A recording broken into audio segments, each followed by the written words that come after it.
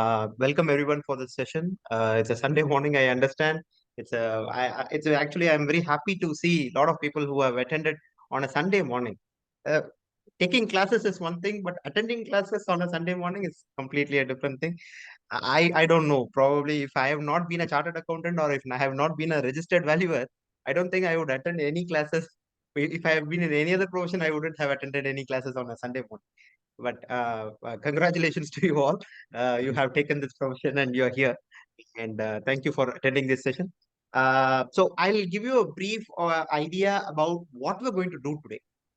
So see, this concept of registered valuers is a Companies Act driven concept. So valuation by a registered valuer who is governed by IBBA is a concept from the Companies Act perspective. Now we are all registered valuers from that concept only. Income Tax Act, so far, they have not accepted, they have not incorporated the IBBI registered valuer into their ambit. This is multiple times we have talked about it, so I don't want to put it in a slide, show it again to you. So I'm just going to quickly summarize those things. Again, here, the registered valuer means a registered valuer under Income Tax Act. There is no registered valuer as per Income Tax Act. Therefore, they borrow it from Wealth Tax Act. I don't know whether you folks remember about 2 decades back, there was an act called Wealth Tax Act, by which act not only your income was taxable, whatever wealth you have accumulated, that was also taxable. So they wanted to know how much was your wealth. Therefore, Wealth Tax Act was prominent then. There, to find out what is your wealth, there was a registered valuer, a concept of registered valuer.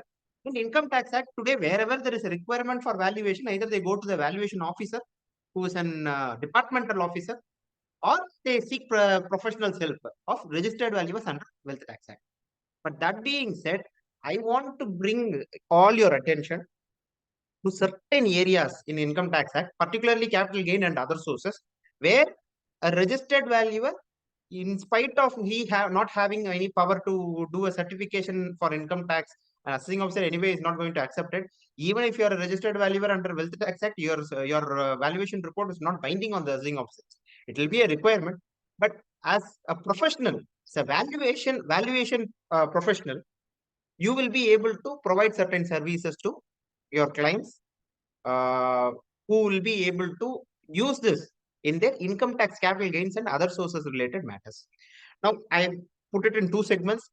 One is where is the requirement, setting up the ground area where we are going to have the discussion. And two is the actual discussion.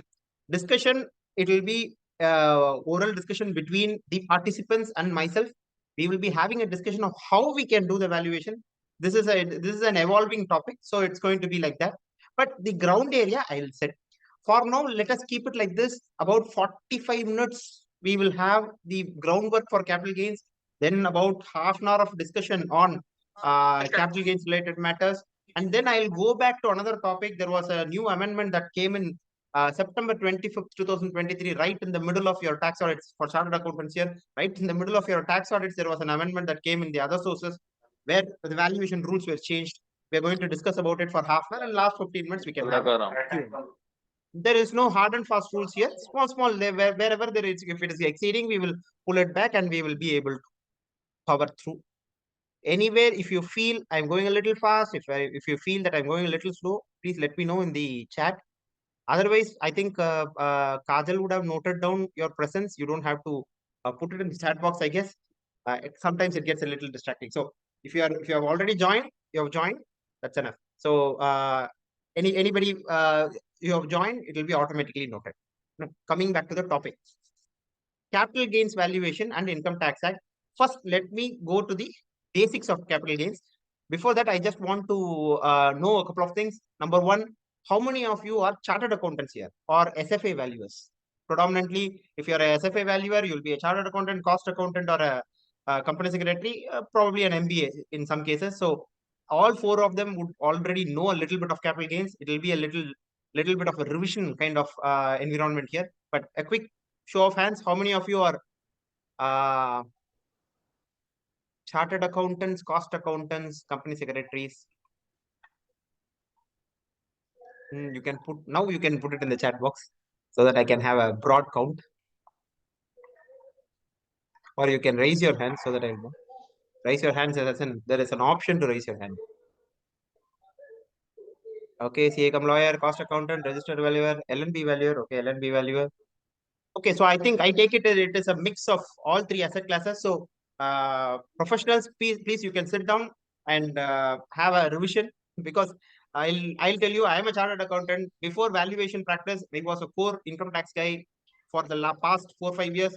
I slowly entered into valuation. Income tax has been my other line of area of expertise. Even now, though I was very strong in income tax about a couple of years ago, half a decade ago, now there are cases that come and I go and represent. Sometimes I read through the law. I find that there are a lot of revisions. There is one section called 54 EC. You will not believe there was an amendment in 17, 18, 18, 19 assessment years where what happened was they have said that the capital asset that will be allowed for exemption under 54 EC is only land and building. Used to be any asset. You sell paintings, you sell land and building, anything you go ahead and sell, you will be able to claim 54 EC. 54 EC is nothing but your NHAI bonds, power finance corporations, your regional electrification corporations, all these bonds. But what happened was 17, 18, 19, 19, they made a small change. And what happened is you can only invest and get exemption if the core asset is land or building, nothing else. I did not know this. And then in one of the cases, when I was going through, somebody has invested, he has reached out to me. And then when I was going through, I found out that it is not an allowed asset. So allowed investment. So all these things are there. So it will be helpful if you go through one more time. Quickly running through.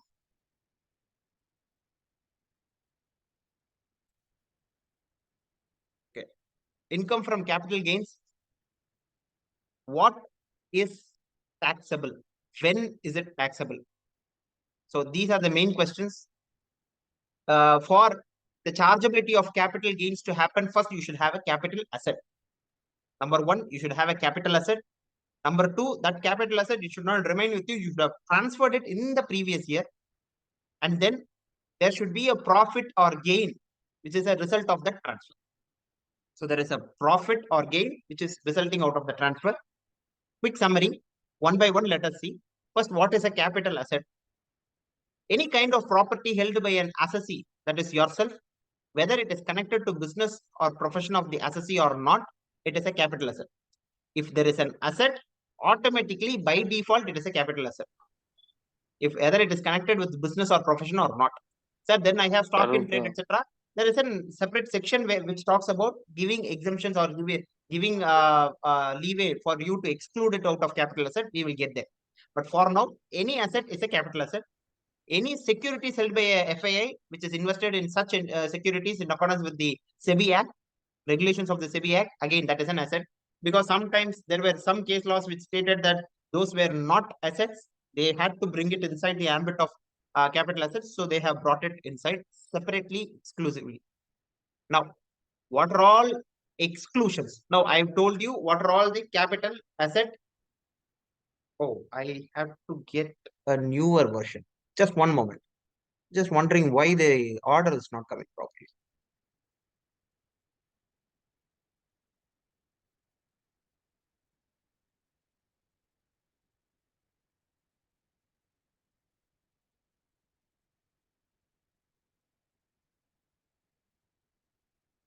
The order is not coming properly because the latest version I have not saved.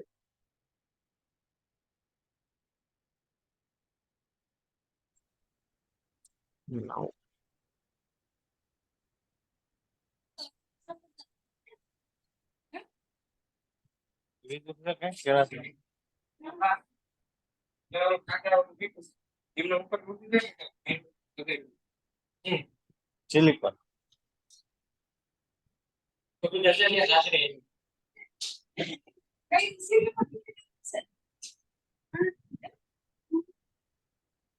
And now you should be able to see the newer version. I think we'll have a smoother. Sir, ask everybody to mute their line. Sir, ask Yeah, everybody please. to mute, sir, please. Yeah, sure. Please, if you have anything, please raise your hands and you can talk. But otherwise, please keep your mic muted so that it's not disturbing others. So let's move on. Right. Capital asset. And what are all the exclusions? Sir, you said everything is in capital asset. Then if I have something in my business, if I'm selling in the course of my business, then it will also become, will it also become a capital asset? No. So there are exclusions that are given, which are not capital asset. Number one is stock in trade. Immediately to answer the question, if I have goods, if I have mobile phones, I am selling it in, I have a mobile shop, I have mobile phones, I'm selling it. Will it become a capital asset? No. It is charged under business or profession, therefore that is excluded. There are specified bonds and special bearer bonds which are specified by the government. Whenever there is a need, they go on to liquidate the gold from the individual hands and they take it to the government and they issue bonds. Those kinds of special bonds are excluded. Rural agricultural land is excluded. Gold deposit certificates are excluded. Personal effects are excluded. So pretty much this one specified gold bonds is a special area. Special bearer bonds is a special area. Gold and deposit certificates are special area where the government is saying if these are all, when there is a requirement, they would have bought the gold.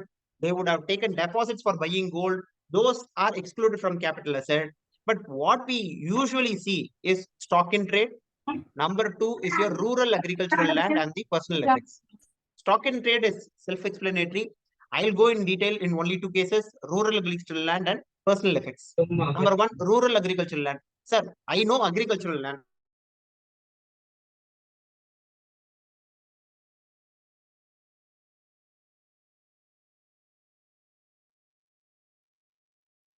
Okay. I don't know how I got on mute. How I got muted. So, what is rural agricultural land is the question. Agricultural land that is in India, not being situated in specified areas, is rural agricultural land. This is the direct text from the Income Tax Act. I'm going to take you to the a little watered down version where you can quickly understand. If that land is situated in a municipality, notified area committee, town area committee, cantonment board, which is having a population of not less than 10,000, which is when they are saying not less than, it's more than 10,000. If you are living in a municipality or other areas, which is having a population of 10,000 or more, it becomes automatically an urban agricultural land. If it is within the following distances, not only in that particular place, let us say you are in Bangalore. In Bangalore, if Bangalore is a municipality, if it is a notified area committee, town area committee, cantonment board, which is having a population of more than 10,000, immediately that's an urban agricultural land. Not only that, if you are living in, say, about 2 kilometers from that particular place, and the place that you are talking about, the 2 kilometers from, that place has 10,000 or more population, not exceeding 1 lakh, then again it is an urban agricultural land.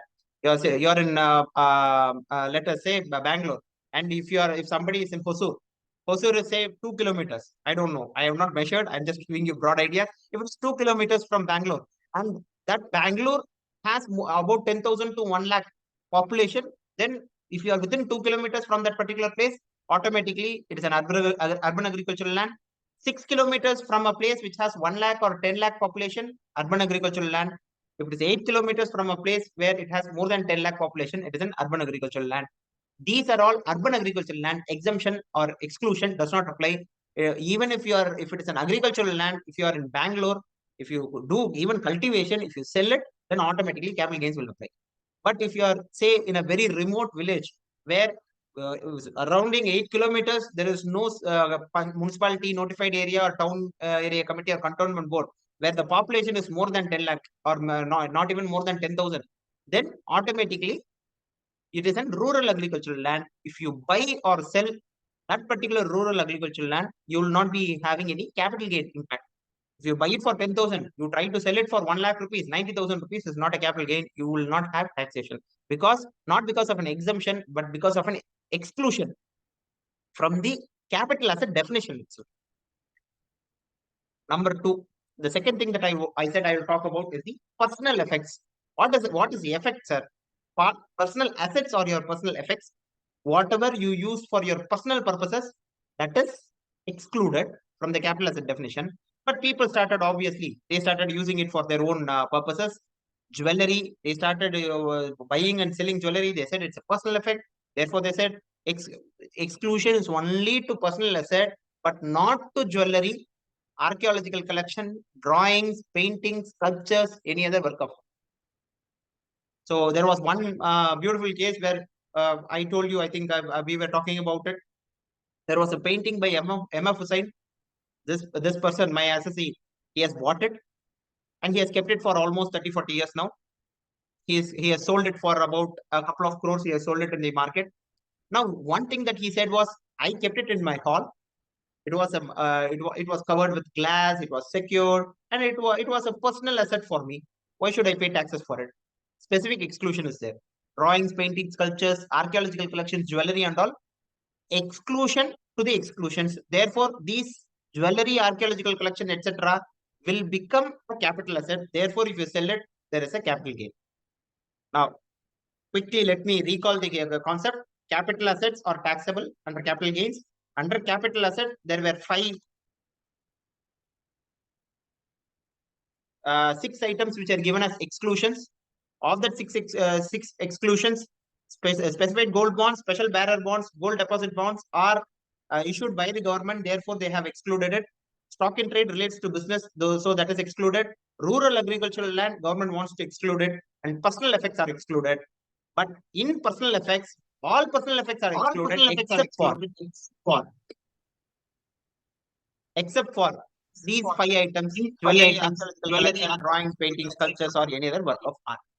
So essentially, what I'm trying to say is, in case if a valuation need arises, I'll tell you where the need arises.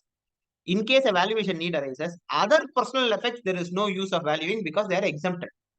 Let us say you have an used car. It's a motor vehicle.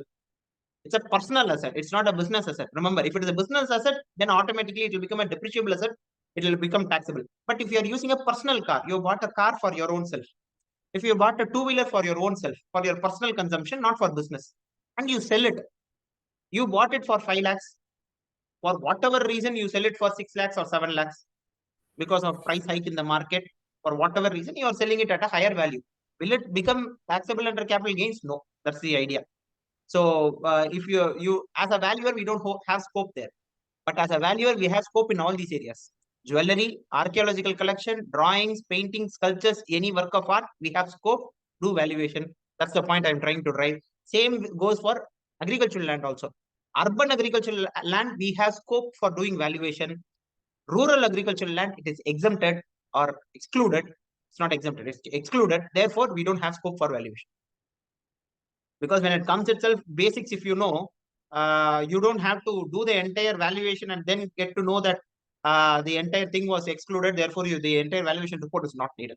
So that's the idea I'm trying to get you here.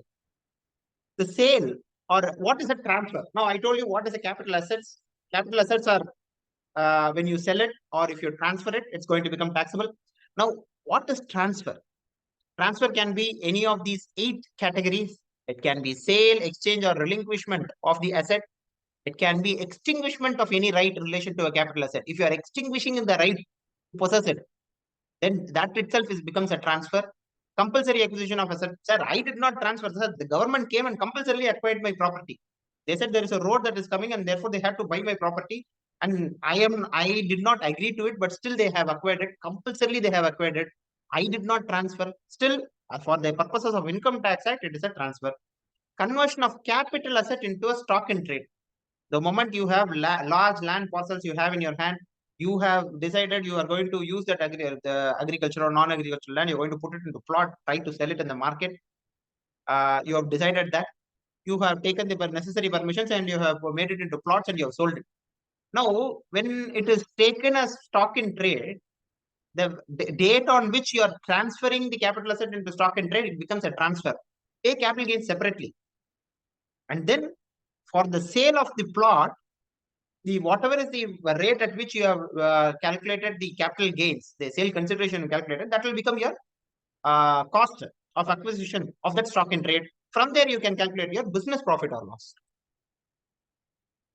Now, maturity or redemption of zero coupon bonds, that is a capital gain. Allowing possession of immovable property to the buyer in part performance of a contract, capital gains. Any transfer, any transaction which has the effect of transferring an immovable property, that again, that is a transfer. Disposing of or parting with an asset or any interest therein or creating any interest in any asset in any manner whatsoever. All these are transfers. Even in the case of intangible assets, if you have decided, if you created a brand and you have decided, I am going to relinquish my rights of this particular brand to this particular party. I am not transferring it. I am just saying that I will not take any action and I will not make any claims on that particular intangible asset. Still, that will become a capital asset and it will become a transfer of capital asset. Now, not transfers, I'm not going to go into the depths of it. To give a flavor of it, I'll just take a few cases. In case if there is a business and the business decides, okay, boss, I'm going to close down the company, I will liquidate the company. That's not a transfer. HEF, if it dissolves it, it's not a transfer.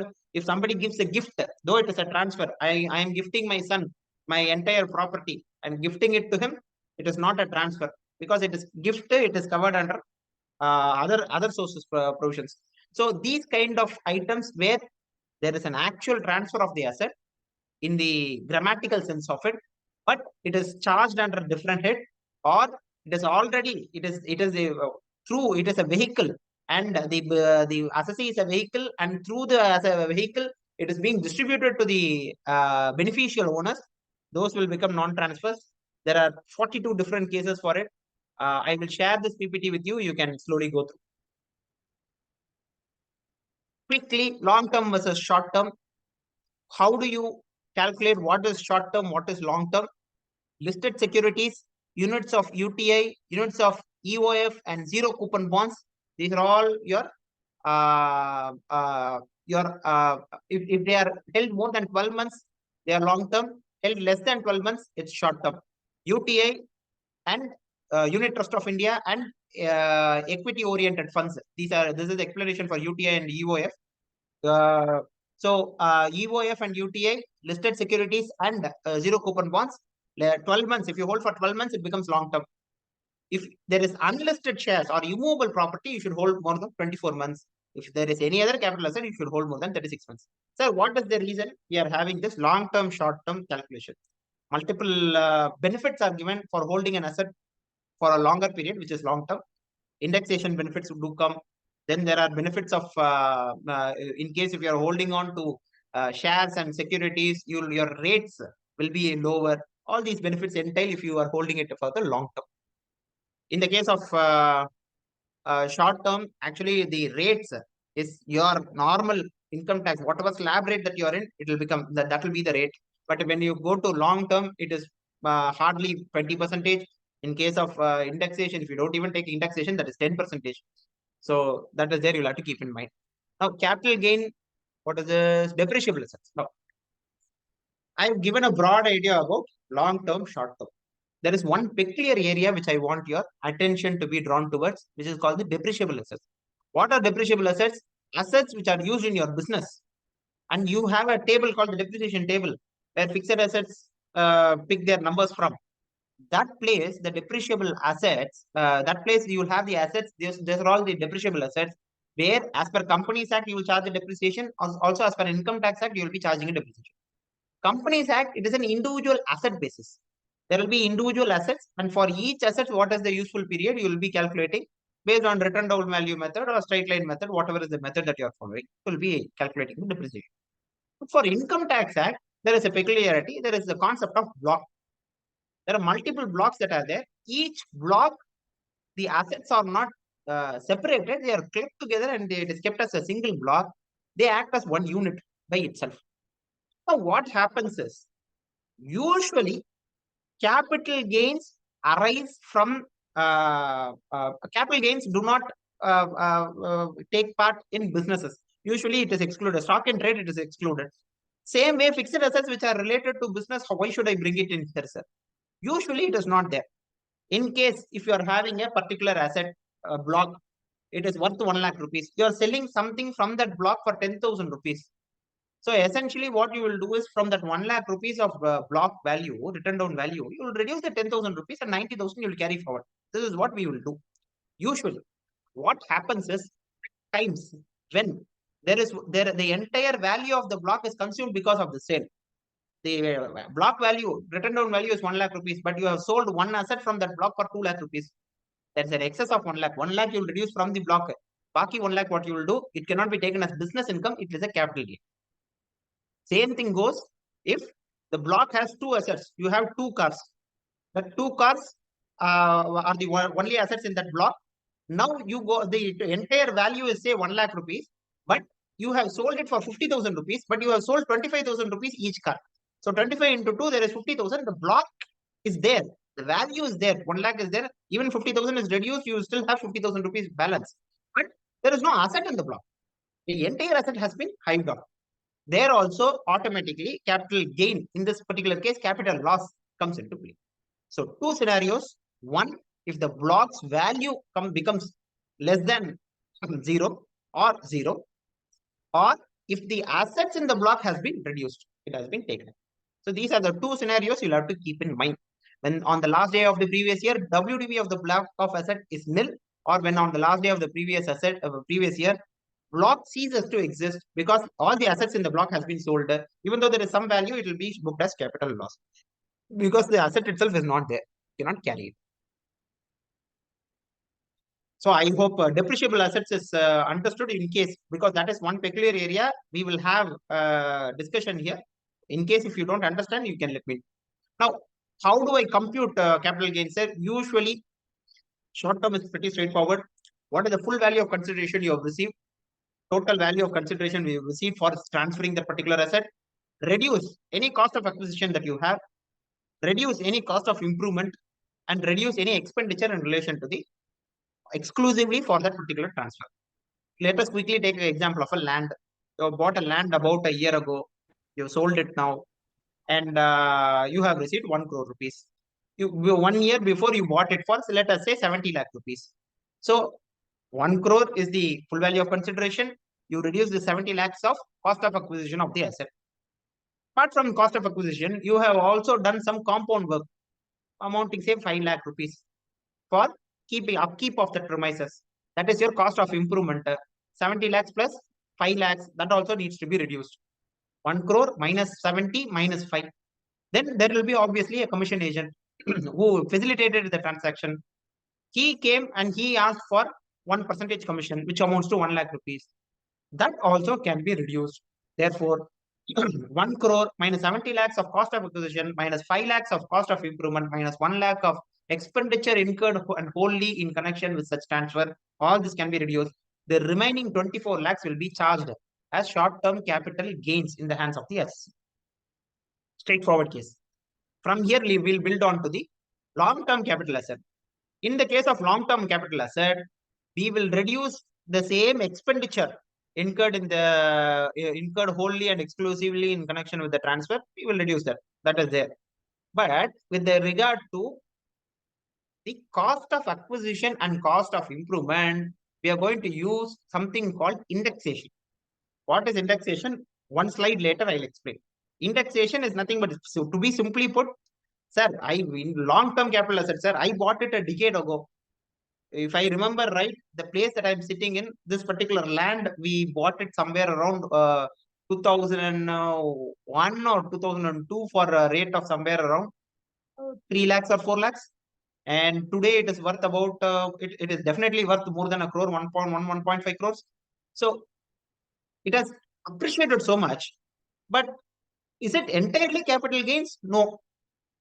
That 1 lakh, if I had at that point in time, how much of gold I could have bought, how much of, leave alone gold as an investment.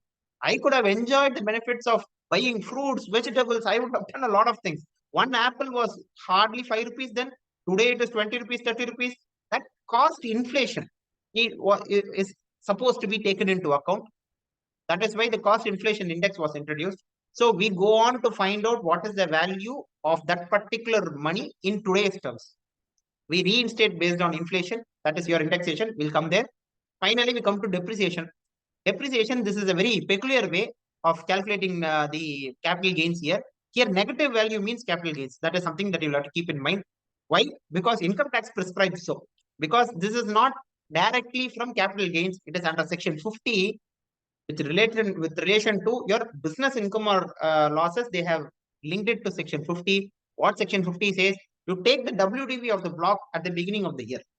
Any current assets that, I mean, any asset that you have bought in the current year, you add it to the WDV block.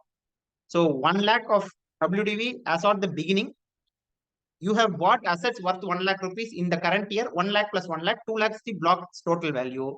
Now you go on to reduce the value of the consideration that you have received for making a transfer in that particular, from that particular block. If say, if you have received or 1.5 lakhs, that 1.5 lakhs, 2 lakhs, if you reduce 2 lakhs minus 1.5 lakhs, you will be getting 50,000 rupees of WDV balance in the block. It's a positive value. You carry the block at 50,000 rupees, provided there are other assets in the block. Let us say there are 4 assets in the block. Current year, you've got one more asset, 2 plus 1, 3. 1 plus 1, 1 lakh was there in the beginning. 1 was bought in the current year. 1 plus 1, 2 lakhs of the total value of the block. There are 4 plus 1, 5 assets now, of which you have sold only one asset. And that asset is worth 1.5 lakh rupees. 2 minus 1.5, you will be receiving 50,000 rupees. That will be the WDV of the block. There is no capital asset or gain. Why? Because the asset value has also not become nil. WDV also has not become nil, as well as the block has multiple other assets also. Of the 5 assets, only one is sold, 4 other assets are there. Now, take the other example, where the asset being sold is worth 2.5 lakh rupees. What happens now? You have 4 more assets in the block, but the value has become 2 minus 2.5, negative 50,000. This negative 50,000 will be charged to capital gains, not as a business income. It will be charged to capital gains. That is the point that I'm trying to write. So in case if there is a positive value from this calculation, it will be carried in the block. There is a negative value, you'll have to take it to the capital gains. Sir, then there is no possibility of capital loss, Anna? Yes, there is a possibility of capital loss. There is 4 assets plus 1 asset, 5 assets are there. 1 lakh plus 1 lakh, 2 lakhs. You're not able to sell all the 5 assets for even 2 lakhs. If you are able to sell it only for 1.25 lakhs. All 5 assets are sold, but you are able to get only 1.25 lakhs. The remaining 75,000, which is there in the block, as per calculation, it is there. The assets are not there. The block itself has ceased to exist. That 75,000 will be capital loss. So that is something that you'll have to keep in mind. Now, quickly running through, how do you calculate the cost of acquisition? This is where your practical concepts will start kicking in. If the asset that you have bought, I'm not going to go into Manjula Shah, I'm not going to go into other case laws. I'm just going to be plain and simple here. If you go ahead and you buy a property, it will in your own name, then you can take whatever value you bought the property for. In case if it has come to you through will or inheritance, then you don't have a proper, you have not paid anything to get that particular asset. Therefore, the value will become zero. No. If you have taken it by will or inheritance, it has been passed on to you from somebody, even through gift, it has been passed on to you through somebody, then what happens is you can go on to take the cost of acquisition of the previous owner. Your father bought the property for 1 crore rupees. He has transferred it to you for, he has transferred it to you. There is no cost, obviously. Through will, you have got it. Then, sir, I have got it only through will. Therefore, no cost of acquisition for me. Not like that. You can take the cost of acquisition of your father.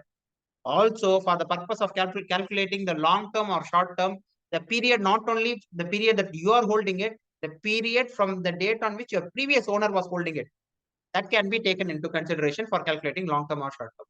Yes, sir. Narendra, sir, you have raised your hand. Sir, what is mean by WDV? Written down value method, sir. WDV means written down value. Usually, when we buy an asset in business, what we will do is we buy it for 100 rupees. Then every year we will charge a depreciation for it. 10, let us say 10%. 100 rupees will become 90. This 90 rupees is called the written down value. Sir, So the 90 rupees, and yeah. WDV and book value are the same? Yes, correct. Okay, sir. Thank you. Yeah. So book value, it is the same, provided you don't look at, say, sometimes in companies, no, book value is as per depreciation is as companies act. But you'll have to see WDV as per income tax act. It is also book value. That will also be recorded. It will be there in the books. But it is WDV as per income tax act depreciation rates, not the companies act. If you purely see book value, then sometimes what happens is we misinterpret the value that is reported in the balance sheet, which is as per Companies Act. You should ask for a separate sheet that they maintain in the income tax returns and all they will file, where the depreciation as per income tax is applied. So 100 rupees asset in Companies Act, they will say 20% you claim depreciation. But Income Tax Act, they will say only 10% you claim depreciation. So you should take the written down value as per the Income Tax Act. Right. Now, where was I? Yeah. So if you understood the concept of taking over from another person through gift or inheritance, you can use the assets cost of acquisition from the previous one. You borrow that cost of acquisition, you borrow also the period. It got through will to you only for 1 year before, it will not become short term. If your father has held it for more than 2 years, so total 2 years or 3 years has passed by, therefore you would have the benefit of long term capital gains, indexation benefit and all will apply. Now, if the asset became the property of the taxpayer after April 1, 2001 by way of gift, will, etc., in mode specified in section 49(1), cost of the acquisition of the previous owner can be taken. This is the concept I explained. If the asset became the property of the taxpayer after 1 April 2001, self-acquired property, I only bought it, sir. Your cost of acquisition you can take.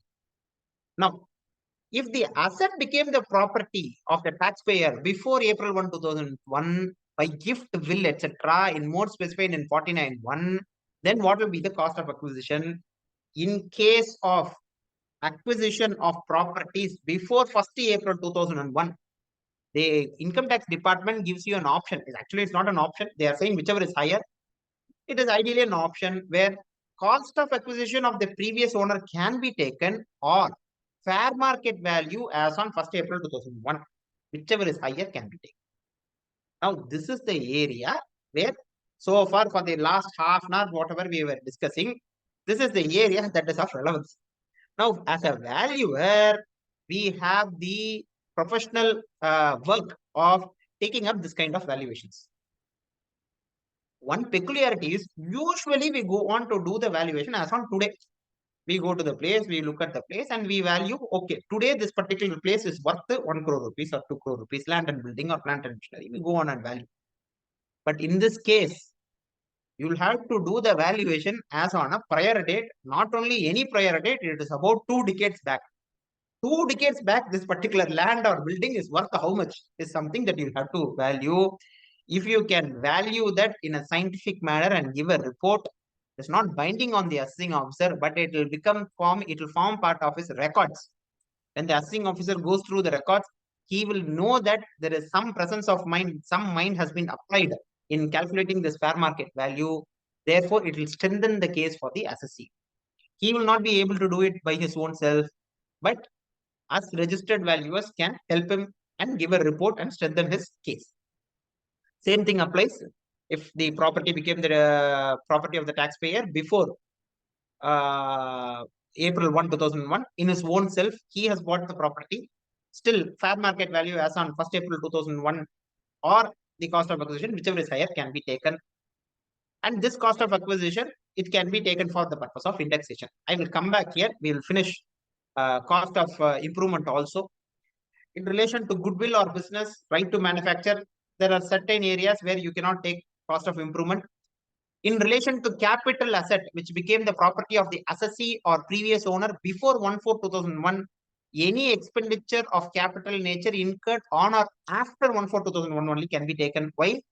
Because we are calculating, we are given the option to calculate what is the fair market value as on 1/4/2001. Since you bought a property, all the improvements that you've done, it has been already factored inside that fair market value. They don't want to take any duplication of expenses again. So that is not allowed. In relation to capital asset, which became the property of the assessee or previous owner before 1/4/2001 by way of any mode specified, again, your previous owner's cost of improvement can also be taken, but it cannot be taken before 1/4/2001. In relation to capital asset, which became the property of the assessee or the previous owner on or after 1/4/2001, you can take all the expenditure that has been allowed. Now, this is a crux of what I wanted to convey. Now, what is indexation? Quickly, in case of transfer of a long-term capital asset, indexed cost of acquisition and indexed cost of improvement shall be deducted. In the case of a long-term item, this is the benefit. You will get indexation. Index cost of acquisition, index cost of improvement shall be computed with the cost inflation index. Any index cannot be taken. CII index, which is the cost inflation index, should be taken. Who publishes cost inflation index? Income tax department, they have a table where they give index. It used to start from 1981. Then they thought almost 4 decades have passed.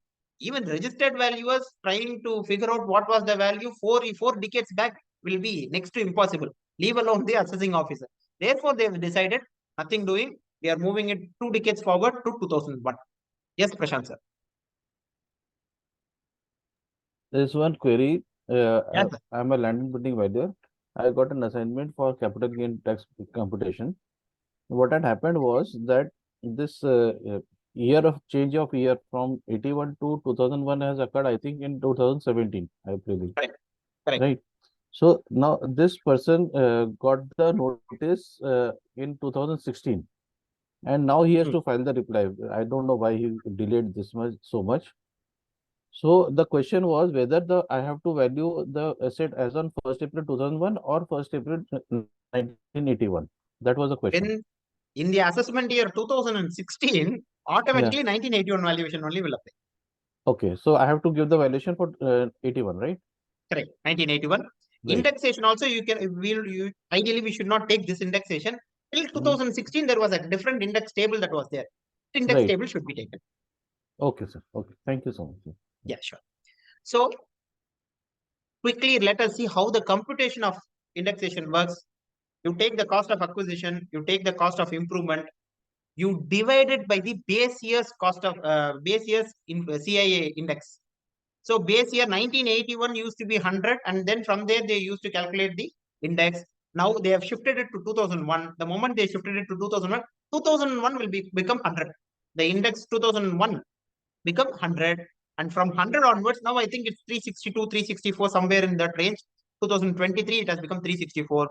So if I have spent 1 lakh rupees in 2001 or 2001, I will divide that 1 lakh by 100 and I multiply it with 362 or 364, whatever is the current inflation index. So 1 lakh will become 3,62,000 or 3,64,000 based on the index value that I'm trying to. Anybody who wants to quickly check what is the index now? That will be a good exercise. Go to income tax website. CII. Let me see. Oh. Cost Period you want, sir, inflation. Santosh? Yes, sir. Which How much is it? period you want? Current year, 2023. 1 second. 2022-23 is 331. 331, 22, 23, and 2023, 24 is provisionally 248. 348. Okay. Okay, thank you.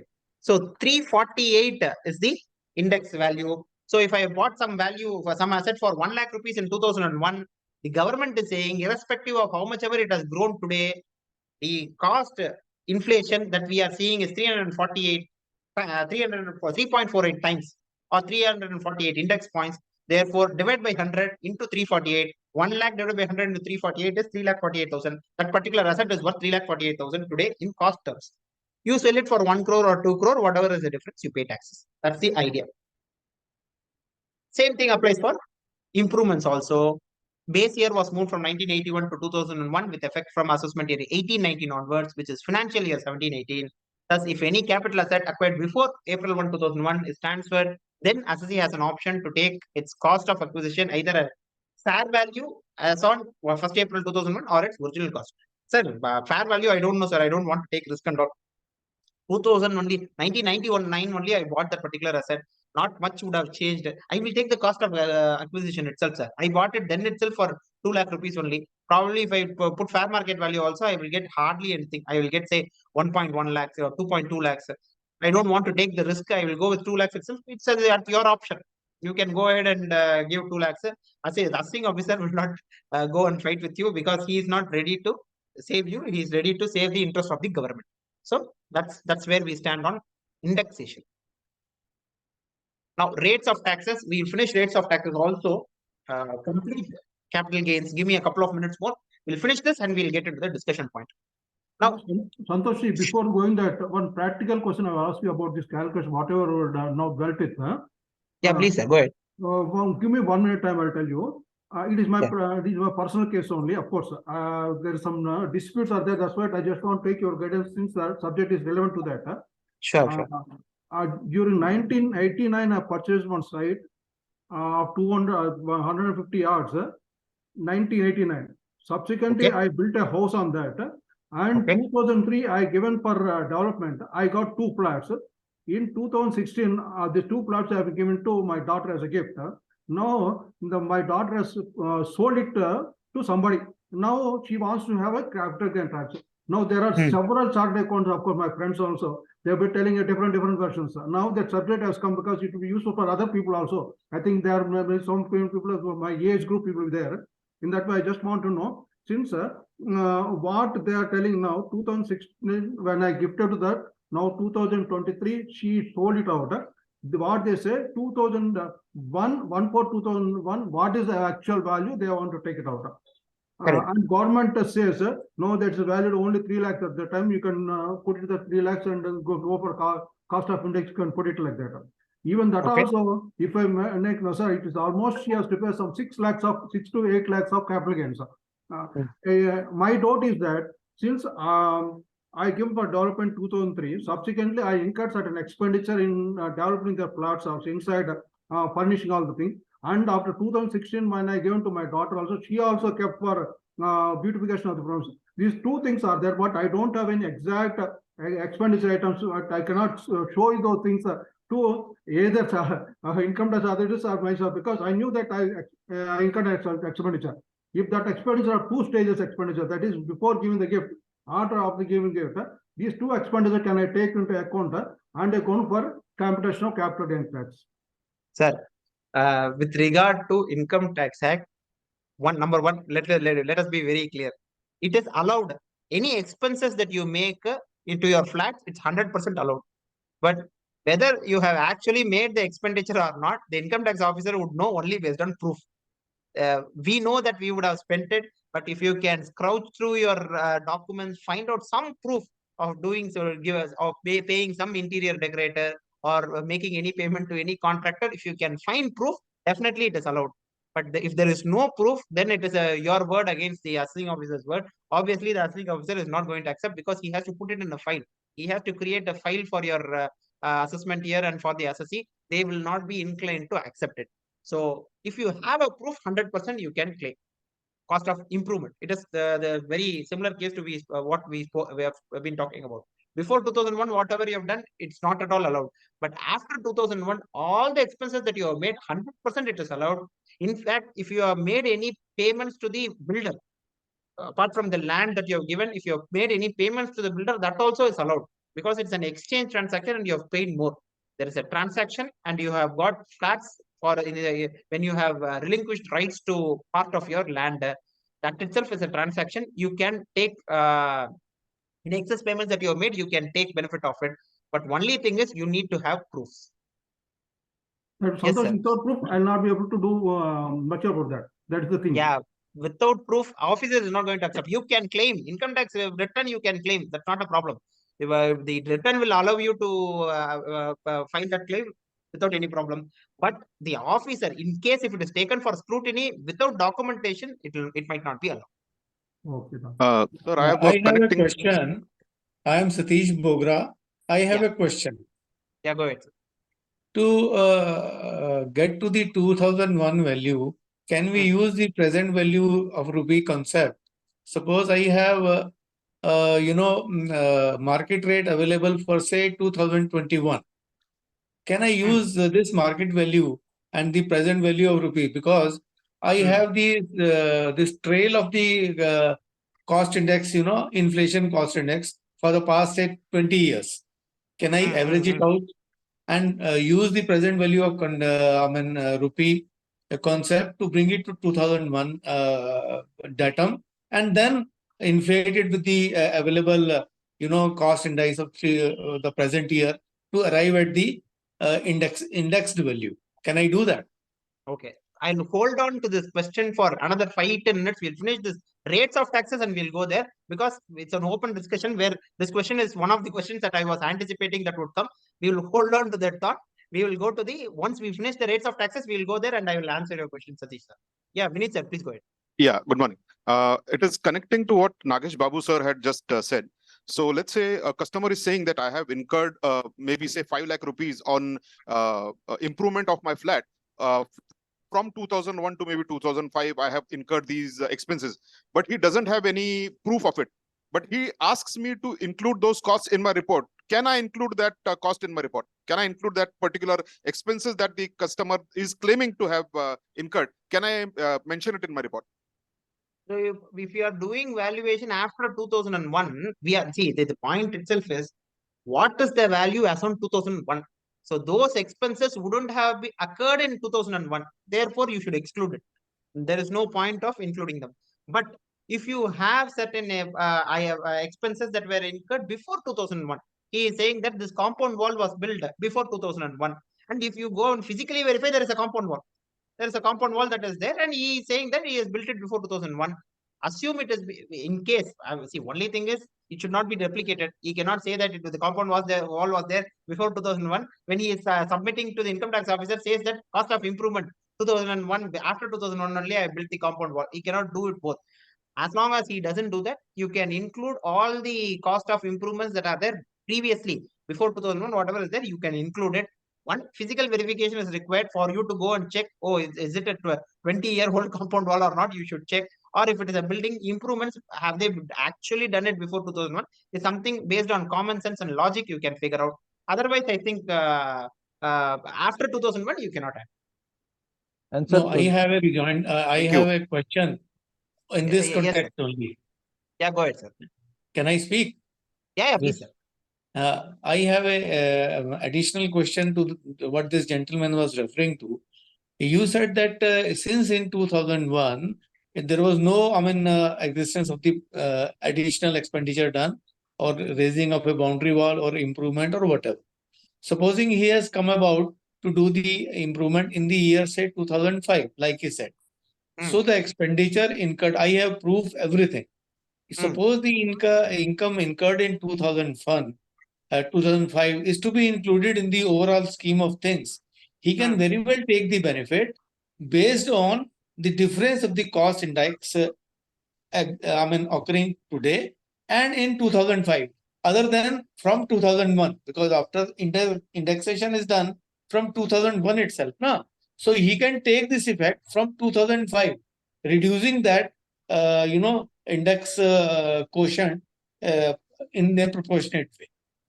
Okay. See, Satish sir, I will give it to you that you are using income tax weapon against themselves. The cost inflation index is not a very good measure. If you take 1 crore rupees property today and you divide it by 348 into 100, you are saying that particular property is worth somewhere around 50 that is lakhs, not 60 lakhs in 2001, which is not the case. Everybody knows that the fair market value, the circle rates, guideline value, all that will come into play. So ideally, the income tax officer will not agree to it, but he will hold to it for a couple of minutes more. This is also related to your previous question. We'll hold it for a couple of minutes more, 5 more minutes. We'll finish this and we'll go there. There are certain, see, it's not a hard and fast rule. This is one way we can go about it. Definitely, you can go ahead and say discounted based on today, this is the value. I discount based on this particular percentage of growth and I can arrive at that value. But whether it is scientifically, whether it will be accepted by the assessing officer is something that is questionable. We'll come there. Give me 5 minutes, finish this, we'll go there. Now, Okay, sure. yeah. So, quickly, we were in the middle of rates of taxes. How do you go about with rates of taxes? Short-term capital gains usually is the more punishing part. When you compare long-term and short-term is the more punishing part.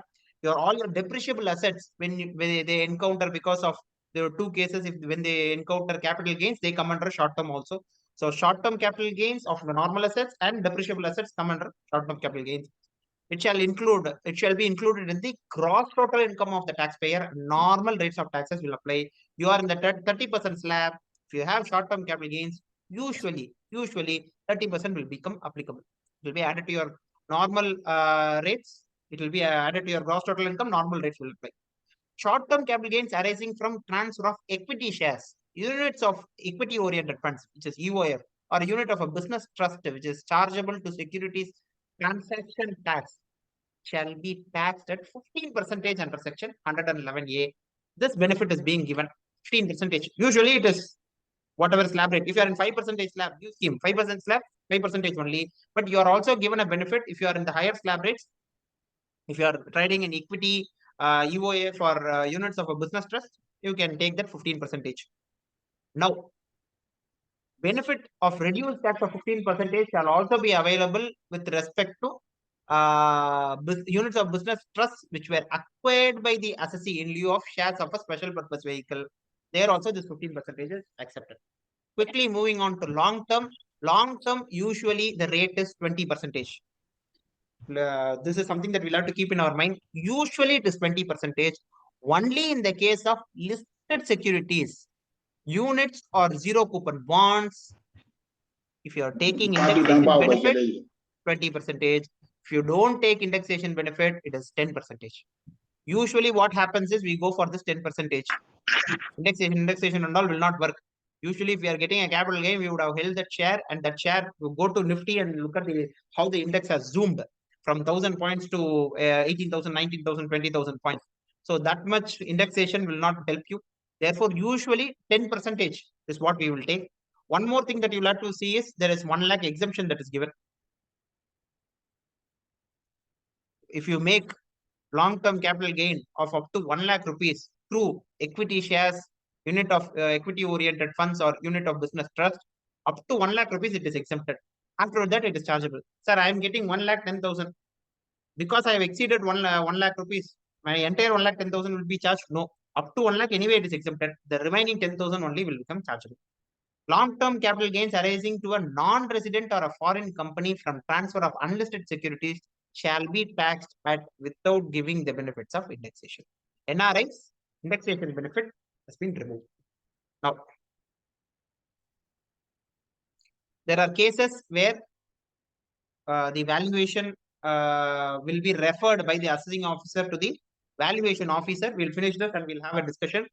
When will it be moved? With the view to ascertaining the fair market value of the capital asset, the concerned departmental assessing officer may refer the valuation of capital asset to a valuation officer who is a government officer, the income tax department. In the following cases, where the value of the asset as claimed by the assessee is in accordance with the estimate made by a registered valuer. Who is this registered valuer? Your wealth tax registered valuer. But the assessing officer is of the opinion that the value so claimed is at variance with the fair market value of the asset. So I am saying that the value is 1 lakh rupees. The registered valuer with whose help I have taken, he has taken a license. He has also agreed it is 1 lakh rupees, but the officer is saying no, it is worth only 20,000 rupees or 30,000 rupees, whatever it is. He can refer it to a valuation officer. He will be determining, and that is binding. The registered valuer's report is not binding. Valuation officer's report is binding. Where the assessing officer is of the opinion that the fair market value of the asset exceeds the value of the asset by more than 25,000 or 15% of the value claimed by the assessee, whichever is less. Where the assessing officer is of the opinion that having regard to the nature of the asset and relevant circumstances, it is necessary for the necessary to make a reference to the valuation officer. Essentially, it is at the discretion of the assessing officer to refer. If he wants to refer, irrespective of all these things, the third point, he will say that this asset requires, the circumstances require a valuation officer to take a look at this particular asset. Then automatically it goes to the valuation officer. Now with this, we will stop the discussion. I think 45 minutes. It took about an hour. Sorry about that. Let's go ahead and discuss the point, the elephant in the room. Sir, this is all theory, sir. What is the major point as a valuer I would want to understand this part? 2001. Yes, sir. Go ahead. Shall we take questions now, John? Shall we? Shall I ask you a question now? Yeah. Now it is open for all. Not only questions, answers are also welcome, because I am not a land and building valuer. So different views. This is one of the views I was expecting using capital cost inflation index to go ahead and do it. I've been waiting for this opportunity. Actually, when they are going to put this capital gains like the subject, I'm saying luckily I got today.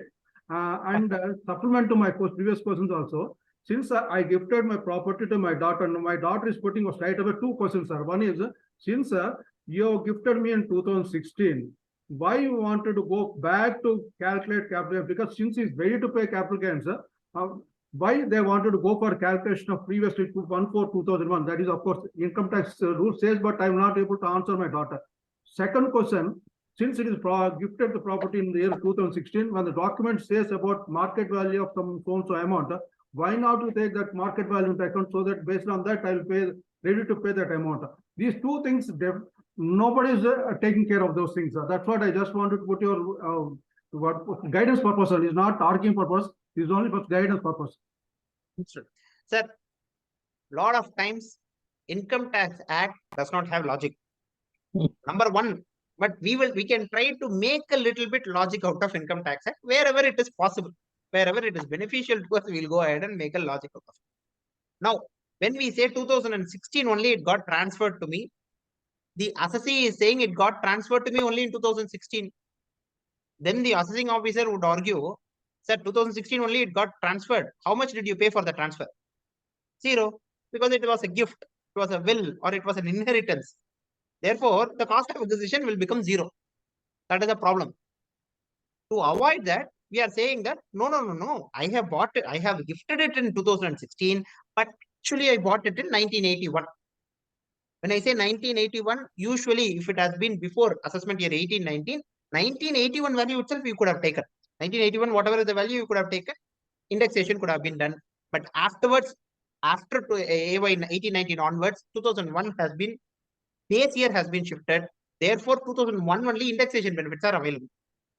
Now that indexation benefits are available from 2001 onwards, you can go ahead and calculate the fair market value as on 2001, or you are allowed to take whatever is the cost as on 1981. Actually, it is a good thing you are trying to sell it now, because if you had taken the cost of acquisition from 1981, and if you are tried to do a indexation now, it wouldn't even have the 20 years that have passed between 1981 to 2001. That also you wouldn't have the benefit. It will be even paltry sum even then. But because it is 2001, when you calculate the fair market value, it will be a little higher. That's my understanding of this subject. Now, 2003 is where I have actually transferred this particular asset from land to a building, is what is the next contention that you are bringing. When you are transferring that particular asset in from land to building in 2003, there is no financial transaction. You got, let us say, 4 flats are built. You gave half the land area as UDS to the other 2 land flat holders, and then you have taken 2 flats in lieu of that particular land. It's more of a barter kind of transaction. For this, if there is an agreement in hand, there is a point of argument, you can say that this is the agreement that I have. 2003, I have transferred, I have retained the UDS, that is for sure.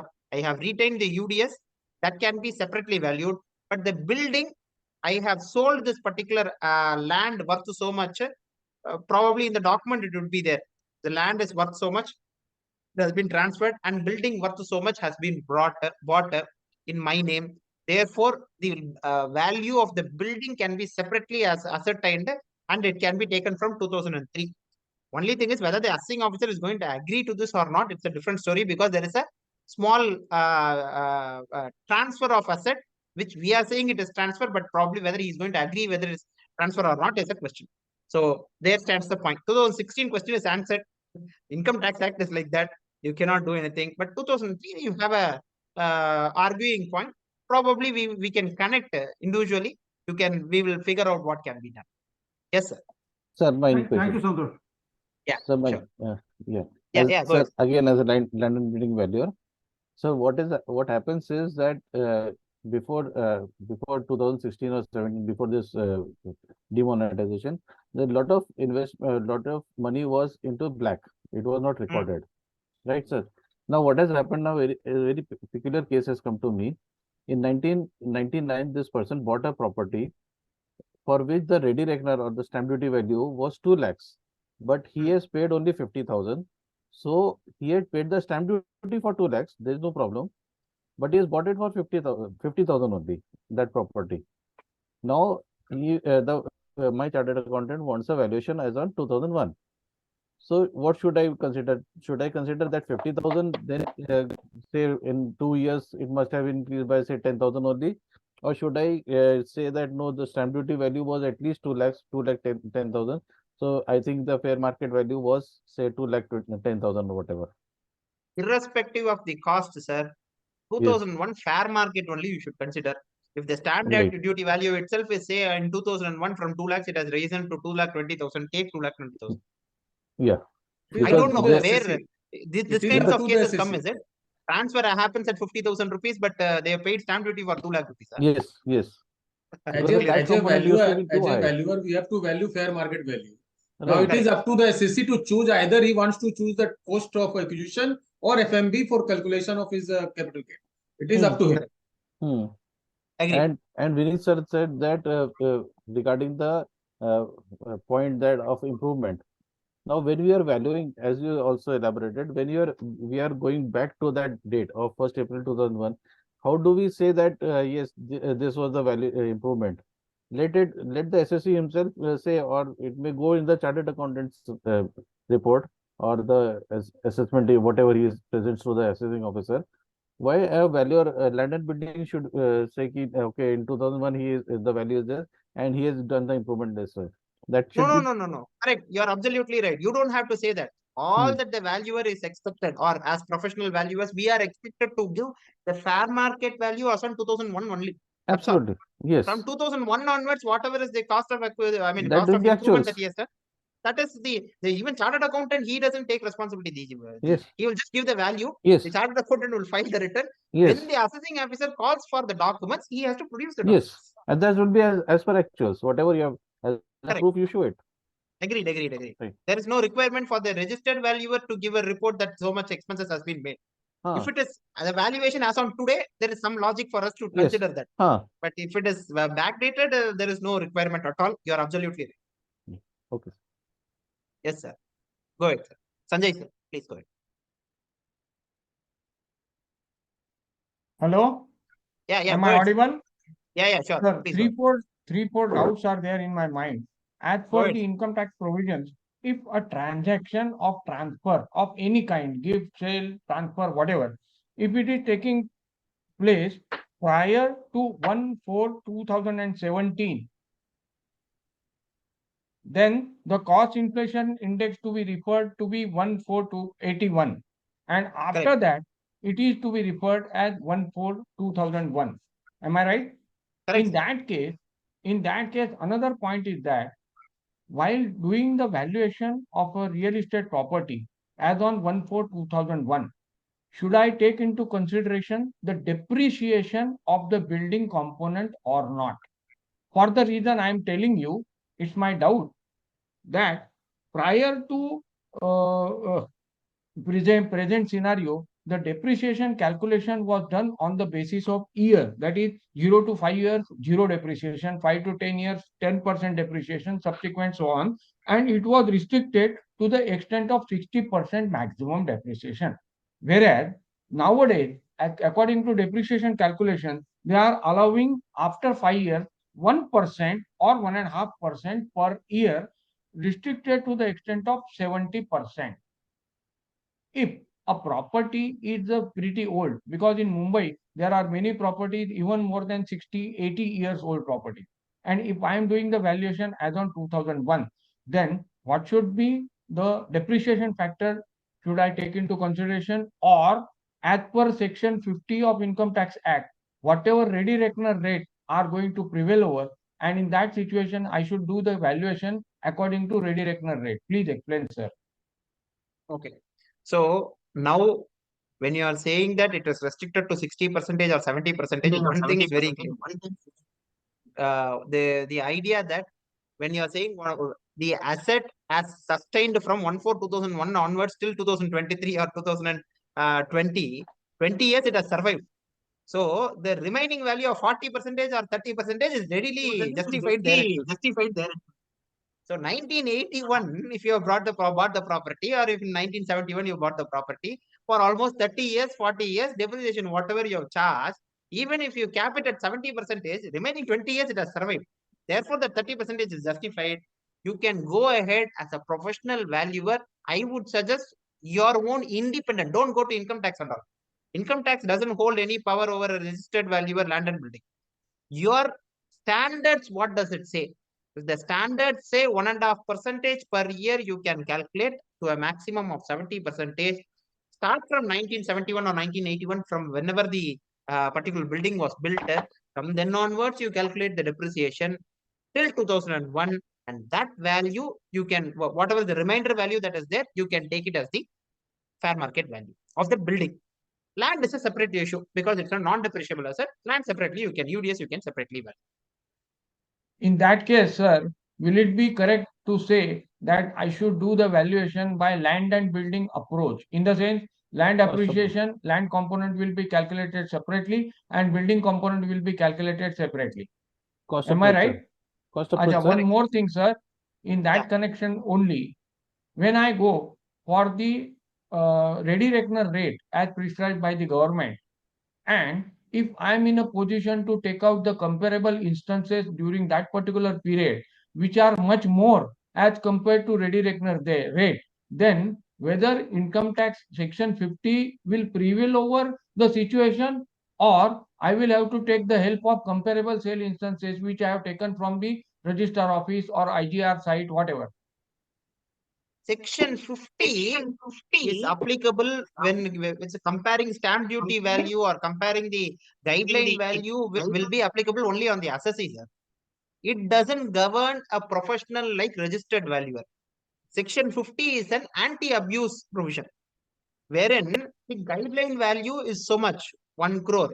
But somebody is trying to sell it for 50 lakhs and 50 lakhs he is trying to give cash. They want to stop that abuse of not paying taxes. Therefore, Section 50 is there. It cannot be extended to bring it back to 2001 and be made to be complied by a registered valuer. That cannot happen. So if you have comparable transactions and as a professional valuer, if you want to do a valuation based on comparative market comparative basis, you are 100% allowed to do it. You don't have to worry about Section 50 at all. Yeah. Next, sir. Next, anyone?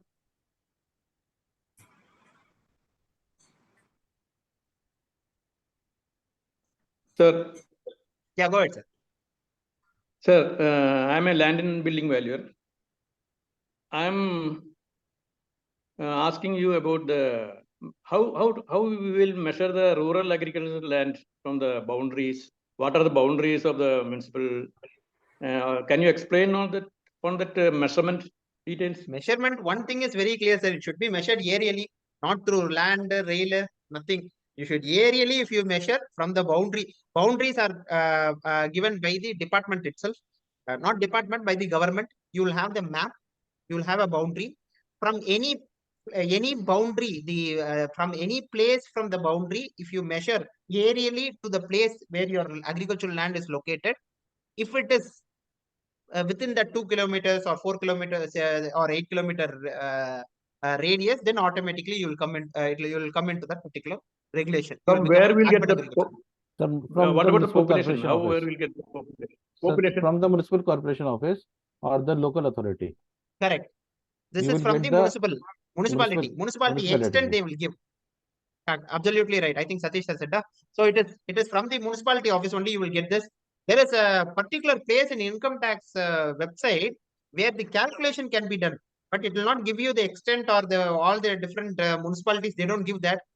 If you are able to go to the municipality website, or if you go to directly to the municipality, find out what is the population. Now population, everyday population is changing. Where do I take the population from? That is also a big question.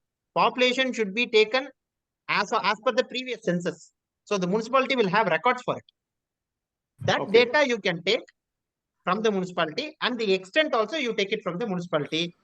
We'll have to sit down and we'll have to measure. That's a problem. Google Map. We can use Google Map now. Yes, Google sir. Map. Yeah, Google Maps can be used. It can be used. Thank you, sir. Sir, what I would advise suggest is you see if it is a municipal corporation or municipal council first of all. So that will give you a fair idea that what would be the population of that place. Secondly, if it is then you can go, or nowadays it is available online. It will show you the limits of that boundary of that corporation or council. Beyond that, you can use the Google location and you can understand. You can get a fair idea. You can have an error of say 100, 200 meters. That will be there. Correct. I agree with what Prashant sir is saying. See, today technology is there. You use the technology. Only thing is keep working papers. This probably most probably we as registered valuers, we usually don't do it. Probably if the client wants us to do it as a service, we can do it. Only thing is keep working papers so that you can produce the document to the department whenever it is required. Now coming back to Satish sir, again he has raised his hands. I had to come back to him. Sir, what you said is a different approach to it. As I told, you are using income tax approach. You are using income tax weapons against its own this thing. So I take this case. We brought it for 2 lakhs. This particular property is worth 2 crores today. 100 times growth, but inflation index was only 3 times. So if I take 2 crores and I reduce it back to 2001, it will only be 60 lakhs. Only thing is, as a definitely income tax valuer, income tax assessing officer is not going to accept it. For the main reason, he will use more scientific methods like comparatives. He will go on to take the records from the registration department, figure out there are other plots that are sold in that particular area at that point in time, and he will calculate what is the value of 1 ground of land in Chennai and that particular place that I am residing in. He will have a more authentic method, and once he has that method, he automatically will go back to the valuation officer. Essentially, we can go and argue with him, but the officer ideally will not accept this kind of arguments, where we use the cost inflation index to take it back. To an extent, if it is 5 years, if it is 3 years, 4 years, we can try to do it. If we are in 2004 or 2005, 3 years, 4 years, cost inflation index will be very less. The actual appreciation also, it will become very debatable. But now that we are 20, 23 years later, it will be very tough from a practical standpoint to go and argue. If you have a better argument, probably I'm glad to listen. And so their intention is to generate more tax for government. Correct. That is the predominant intention. Yes. So that will definitely not work out. Yeah. Satish sir? For rural areas. Yeah. Hello. Yeah, go ahead, sir. Go ahead. When the data for is not rural areas, available, then only we have to resort to this kind of practices. Now, after all, the cost indexes of all the previous years, they are documented. I am Sir, taking, see, the usually property is what changing happens hands. is data non-availability will become a very tough thing, because if Then it is okay. not available in your street, it will be available in the road. If it is not available in the road, it will be available in the area. No, If no, it is no. not At even available in times, the area, at times it is easier said than done. When you start doing things, all the data is not accessible for you. Only thing is that all the valuers, individual valuers or firms, they cannot have access to all the data, the sea of data that is available. I also know that. Only thing is to be able to come to a logical conclusion. I just wanted to know whether this methodology can stand the scrutiny at any point in time. Because, like I say I belong to Delhi. The circle rates were announced only in 2007. Prior to that, there were no circle rates. Now somebody comes, okay, the property was purchased in the year 1991. You give me the 1/4/2001 की value so that I can use the indexation benefit and try to save on the capital gains. So what the most we can do is, even the guideline rates, they are very, very defective. In places, say in certain parts, they are more as compared to the market, or in other parts, they are very much less as compared to the market. Because the inflation is one guide, which is CBDT announces it every year. And if you take use of those figures to, see, the property has changed, say 2 crores of rupees in 2023. So if I calculate the value of the property in 2001, making use of the present value of rupees using the rate of interest average cost index rate for the last 20 years, I can arrive at a reasonable cost, because after all, the rupee has taken hit this way or that way, or maybe has inflation got a role to play into it. So if I arrive that and then take the indexation benefit, because some of my CA friends, they have accepted this methodology and they say it is fine. We have no action because this way, this guy who is the client, he is going to benefit. Otherwise, the taxation part will be so huge that he cannot sustain. Agree. Sir, this is, So I'm not saying this should not be done. Whether it This is is okay. legally correct or not. This is what my question is all about. Sir, can I As come a in, sir? valuer, individually, this is more of an art than science. If this is given in the report, it's absolutely right. In the professional capacity of it, it is absolutely right. I'll quickly tell you a story. There were two guys. One guy who's a renowned forest expert. He walked into a forest. Along with him, one guy who doesn't know about anything about forest. He also walked inside. This forest, the guy who has knowledge about the forest, he said to the other guy, "Sir, there are lions in this particular forest, but I will tell you one trick. This lions, no, if you stand dead center of it, in front of it, it has vision this side and this side only. It will not have dead center. If you stand, it will not be able to see you." Just as you were saying, the lion came. This guy, no, he said, "Be quiet." The forest expert, he said, "Be quiet, don't run." The other guy, he did not listen. He started running. Automatically, the lion saw this guy also started running.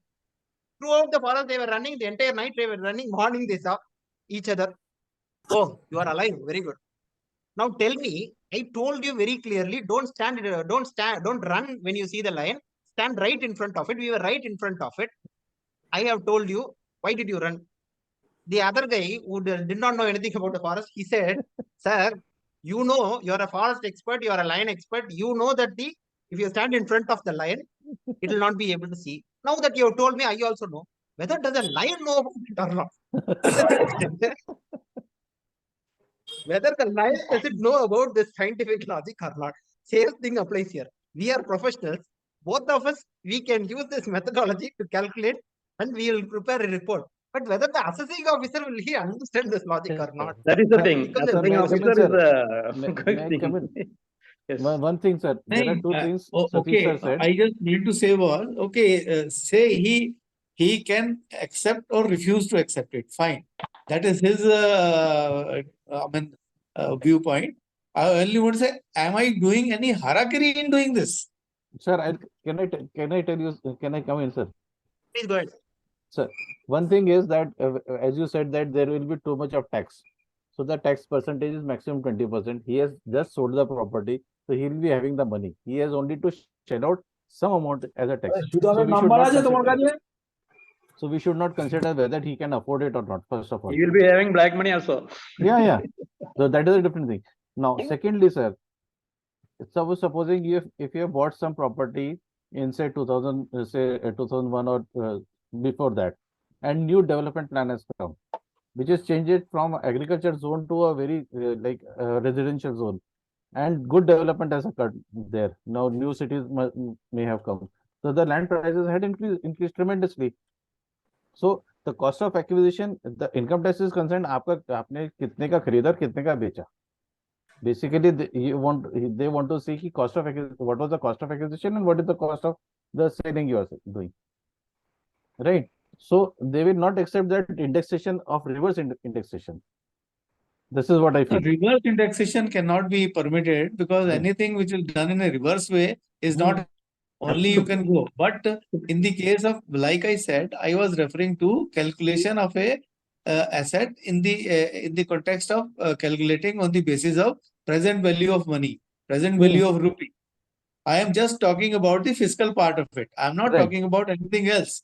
Doing fiscal part, I also know all that, all these indexation benefits, black money, this money, all these things happen. Yes. See, at end of the day, as a valuer, as a professional valuer, what is your you have to consider your client also. You cannot ignore the client. His concerns also are of paramount importance. Because, of course, we should not do any harakiri as far as the laws of the land are concerned. You can bypass them, but you cannot ignore them. I Sir. just wanted to learn whether by doing this, can we bypass that punitive measure if they, I mean, because after all, I am doing a legit thing. I am The simply assessing officer. calculating the present value of rupee. See, in the year 2001, using all the available rates of inflation, which are, I mean, given to me by the CBDT. Am I Sir. doing anything wrong? This is what my question is all about. As a Sir, valuer, you're right, sir. As a valuer, if you think this is the best method to go ahead and do the valuation, it is Sir, absolutely okay. Valuation report will be accepted by the assessee. Valuation report will be accepted by the chartered accountant. If you bring it to me as a fellow valuer, I will also accept. If you have a methodology, we will accept. One question that needs to, it is nothing wrong. It is legit. Everything is pakka as long as it is accepted by our folks, the peer group. But whether the purpose of creating that valuation report, whether it will be solved or not is the question, which is the test of the assessing officer. In my humble opinion, assessing officer might not be inclined to take this point. He will not say that, he will say that this is not a case. I don't think the fair market value is right. Refer it to a valuation officer. The moment it goes to the evaluation officer, the valuation that we have created, whatever formats, whatever effort that we have put, it all goes into the dustbin. He has his own way of doing the valuation where he'll go on and find out circle by circle. He'll go outside and he'll find out what is the value in that particular circle and he'll apply. So that is going to happen. So this is my opinion on this matter. Anyone else, if you want to jump in, and please. then he will justify that I'm whatever I'm doing is in the favor of government, that I'm trying to raise the revenue. So that is also justified. Come in here for a moment on Income Tax Act. If the transfer, somebody said now the transaction is done less than the circle rate. मैंने बोला If 56,210 will automatically apply, and it's a double-edged sword, even buyer, seller, both are going to shell out tax. One person is shelling out in capital gains, the other one is going to shell out in income from other sources. Probably you can throw a light on that for the audience. Sir. No, that is Yeah, today's, sure. madam. That It is is for there in today's. one of this, one of the next slides. It is there. I'm I talking will of probably 1999. yeah, 1999 it was not there. Yeah. But today, if it is happening, what will be the effect? One of the slides in the following slides, I'll take you through probably 5 minutes, and then I will quickly run through that slides. Yeah, anyone else who wants to ask any questions?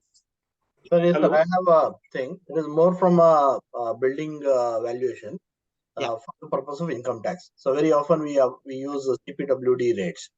So can you give some light on how to exactly arrive at the building value using CPWD rate, because that is also got some base years and it keeps getting reset to zero. Every couple of years. So I am not a land and building valuer. Probably somebody from the group, if you want to throw light into it, that would be helpful because I cannot claim expertise. I know a little bit, but I don't want to claim Sir, expertise here. Any I expert, can please. explain. You can because refer to PAR rates. Sir, PAR rates which are circulated by GPWD in certain intervals, and you can apply the prevailing cost indices which are also circulated by GPWD. Sir, They are the best I'll method. tell. Regarding 2001 building rate, you take 1992 CPW rate and Right. use cost index on Yeah. 2001 and get the rate of 2001 and depreciate it when the building is constructed, so that you will get the exact fair market value of the building. Here I would like to add a little point to all my friends in the fraternity, that what we exactly do, you simply take the PAR rates which are given for the, only structure and finishing part of it. We almost always ignore the services part, which are an inherent part and should be included in those rates to get to the value and depreciate it. Somebody had remarked that depreciation only up to a point of 70% can be affected. It may not be so, it can be more also, because depreciation, you simply calculate the reproduction cost on that day and come to that, see, this much has elapsed in the life of the building. After all, the functional life of a building is also assigned by CPWD. That In is the right, case sir. of Exactly. RCC with frames, it is more. It is in case of composite, it is less. So all those factors should be borne in mind. There are no hard and fast rules, because whatever methods we use are, derived from the CPWD practice of things. and they are the best and they are the valid. Even in the income tax people, they cannot ignore them because after all, the Bible says so and we have to follow. Yes, sir. Correct. Agreed. Anyone else? Any questions? Hello. Yeah, go ahead, sir. Hello. Yeah, go ahead, sir. Hello. Yeah, we are able to hear you, sir. Please go ahead. Sir, kindly, can you explain? Hello. Yeah, go ahead, sir. Sir, kindly, can you tell me the difference between market value and fair market value in case of capital gain tax? Okay. Fair market value and market value. There is no Both are- definition for both are market same. value. There is no definition for market value at all. The moment we Both of them say are not same. There is some difference. There is some that difference, there I are think. different definitions that are there, sir. Fair Some market difference, value, that is fair correct. value, market value, arm's length price, multiple definitions are there. The moment we say fair market value under Income Tax Act doesn't talk about market value at all. Talks about fair market value. Fair market value means there are certain items that needs to be considered. A couple of items needs to be considered. One, it needs to be an arm's length price. It should Yes. be between parties. Buyer and seller should not be related. It should be an Yes, arm's yes. length price. Yes. Second thing is there should be a reasonable amount of time given it the particular asset should be in the market. Yes. So if you sell a pencil, I give you a pencil, I want you to sell it. You go out into the street in 5 minutes, 10 minutes, maximum 1 hour, you'll be able to sell that pencil. But if I give you my car, a sedan I give you, will you be able to sell it in 10 minutes, 1 hour? No, it will definitely take probably a couple of days. If I Yes. give my land, 1 ground of land, it will take probably a couple of years, probably a couple of months for you to Yes. sell it. Therefore, that much time we should assume has elapsed in the market of that asset coming into the market. So these are all factors that we need to embed for the market value to become a fair market value. Fair market. Ideally, when you say market value, I assume when you are saying market value, you are removing the fair part of it. Where if you sell it immediately, whatever is the value is the market value. Fair market value is you allow all these factors to be factored inside. Therefore, it will become a fair market value. But Income Tax Act doesn't talk about market value at all. It is only fair market. Fair market value. So another question is there, sir. Go ahead. Okay.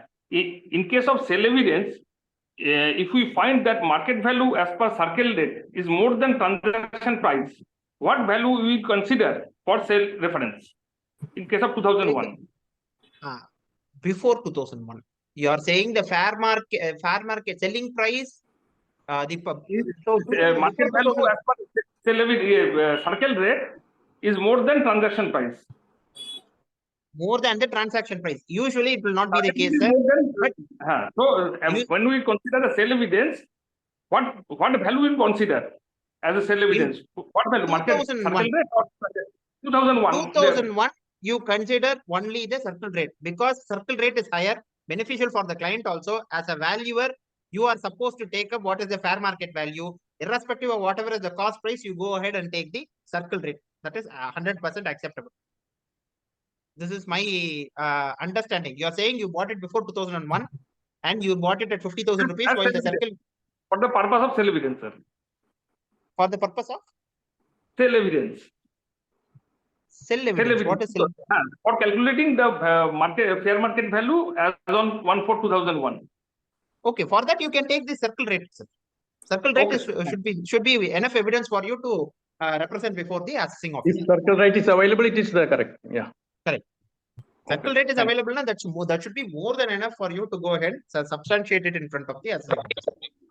In fact, there is one question that kept going the rounds where, sir, can I take only the circle rate?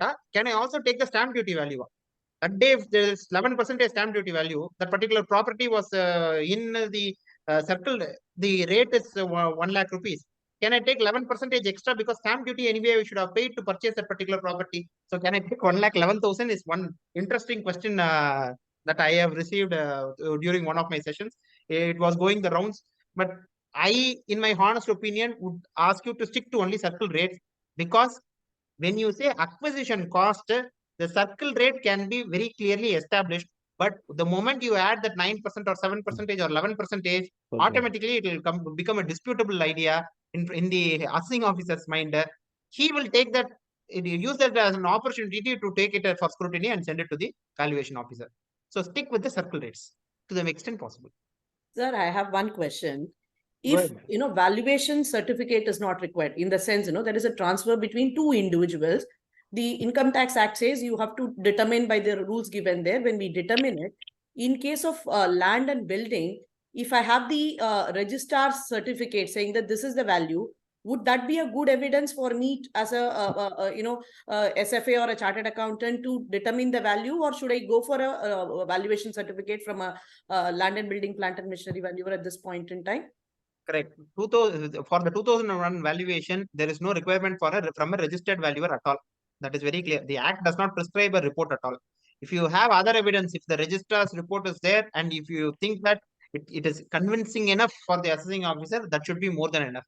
I am talking about registered valuers, not as a reporting or a government authorized service kind of thing. I'm not talking about that. I'm talking about more of a general this, where chartered accountants for small taxpayers, it's not required. We just Where prepare there the is, returns, we file this for them. data is not available. Yeah. If Where there data is is not data is available, not available. Registered valuer correct. come into play where there is these data are not available. Right, Yeah. sir. Yeah. Straight away information is not available, a better person can look at it. I usually go and take a paracetamol if there is a small cold. I don't go to the doctor. But if there is a more serious problem, I go to the doctor. Same thing. Yeah. No, but madam, you please take the valuation report from land and building valuer. Otherwise, that business will No, go no, down. not in that sense, sir.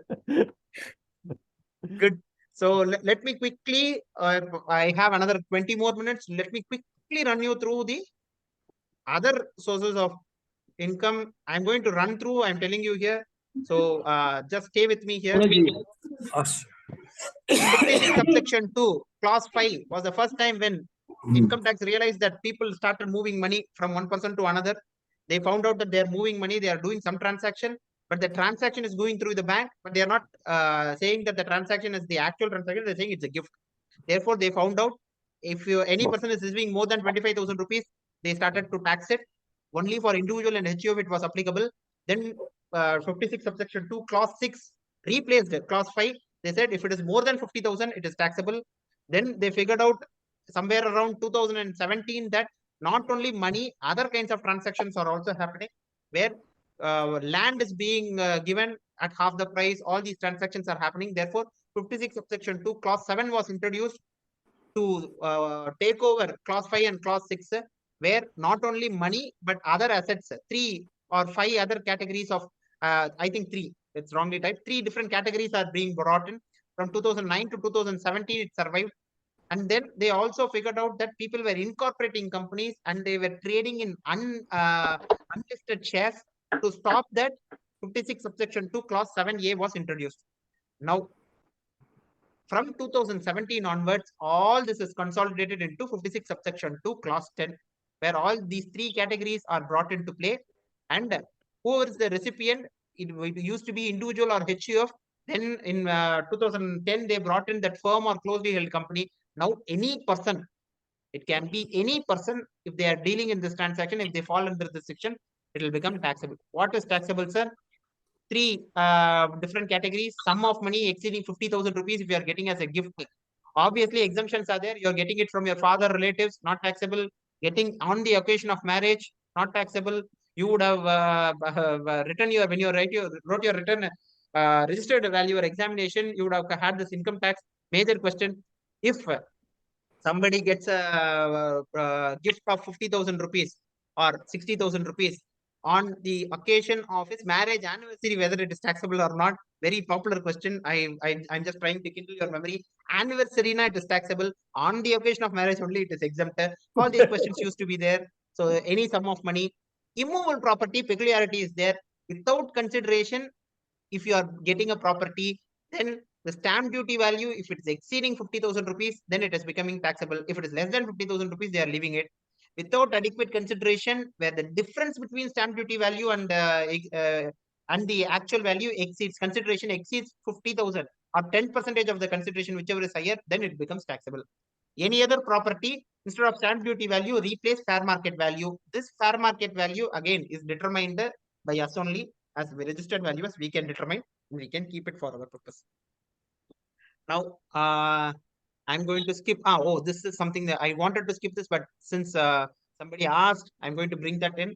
Whether consideration received or where consideration is received or accruing as a result of a transfer by an assessee of a capital asset, being a shares of a company other than quoted share, is less than the fair market value of such share, determined in such manner as may be prescribed. The value so determined shall, for the purpose of section 48, be deemed to be the full value of consideration received or accruing as a result of such transfer.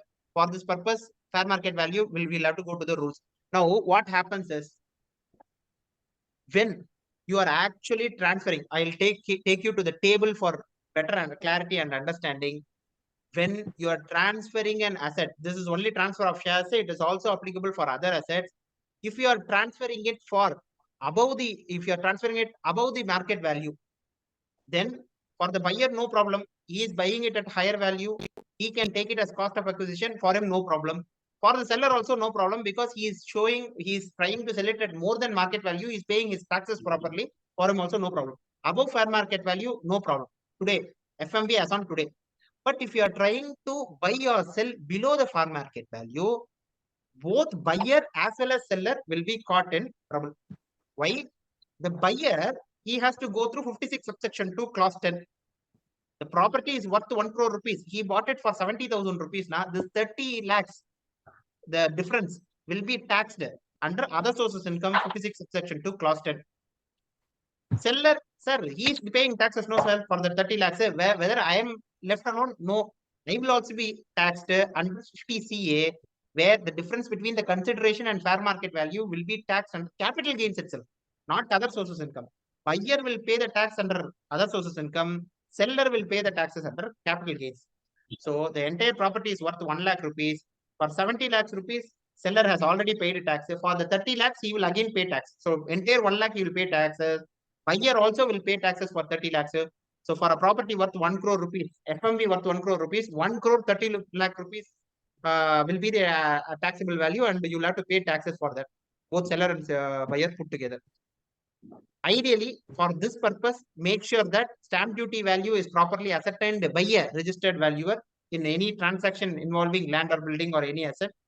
In case of other than land or building, fair market value is being determined by a registered value. Usually cash, you don't need any valuation. Immovable properties, it's not ideally given out. It is being valued by the valuation officer, departmental valuation officer. AO will refer it. He will do the valuation. For any other property, it can be valued by 3 people: chartered accountants, registered valuers, and merchant bankers. Usually for jewelry and archaeological collection, artistic works and all, what you can do is, ideally, the value, if you are buying it from a registered person. Who is a registered person? If you are registered under GST Act, CST Act, VAT Act, if you are registered, you are a registered person. If you have a bill which states that this is the value of the property, value of the asset, and this is the rate of tax that is applicable, automatically that will be accepted as the fair market value. In case if it is not there, then you'll have to go back to and find out a registered valuer empaneled with Income Tax Act. With regard to securities, for SFA valuers here, 3 kinds of securities exist in this universe: quoted shares and securities, unquoted equity separately, and unquoted shares and securities other than equity shares separately. Quoted equity shares, pretty straightforward. You go to the stock exchange, you find out what is the average rate that is prevailing. You take that. If it is not trading on the date of valuation, you go to a prior date and you calculate. Pretty straightforward. And the paucity of time, I'm going to skip that. In the case of unquoted equity shares, they give a very beautiful methodology. Whether you ask me whether it is scientific or not, I don't want to comment on it. It's not scientific much to my opinion, but okay, I'll reserve my thought there. But this is the methodology that is prescribed. Does it require a report from a chartered accountant? No. Doesn't require a report from a chartered accountant. The client or assessee himself, he can prepare it. But usually what the client does it, he gets this his financial statements to the chartered accountant. Today, as a registered valuer also, we can do it. If you're not a chartered accountant, if you're a cost accountant, you're a company secretary or a registered valuer, you can go ahead. SFA valuer, you can go ahead and do it. Read the financial statements, apply the formula. I don't want to get into the formula because it is very confusing. But it's not very tough, but it's a little confusing. You'll have to take all the book value of the assets, removes the items which are specially dealt in sub-rule, not sub-rule, sub-clause to the sub-rule. A and B, whatever was already covered, you have to take it out. Then you will have to add certain items, reduce certain items, and you arrive at a value. That will be the A plus B plus C plus D minus L is your liabilities. You remove it, you arrive at a value which will be the enterprise level value of that particular company.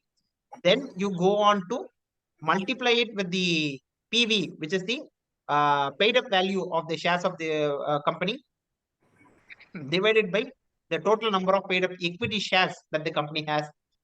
Divide into PV divided by PE, we do it for calculating the per share value. So this I'm going to skip here quickly.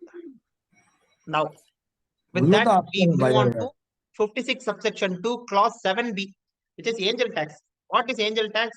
Sir, so far we have been discussing only about transfer of shares. Can issue of shares also come into play here? Yes. If a company is issuing shares, there's an amendment here. That's why I'm bringing this here. If there is an issue of shares, there also, if you are issuing it at a price lesser than the FMB, it will become taxable.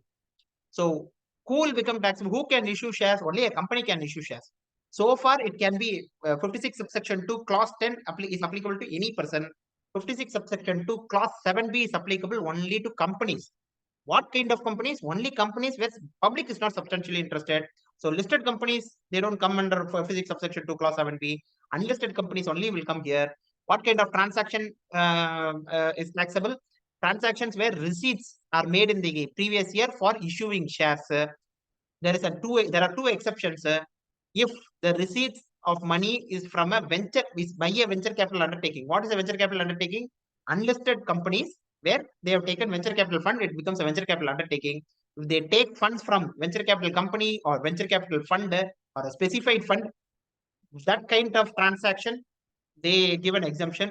By a company from a class or classes of person as may be notified by the central government. Central government has notified certain companies, certain investments, that is again exempted.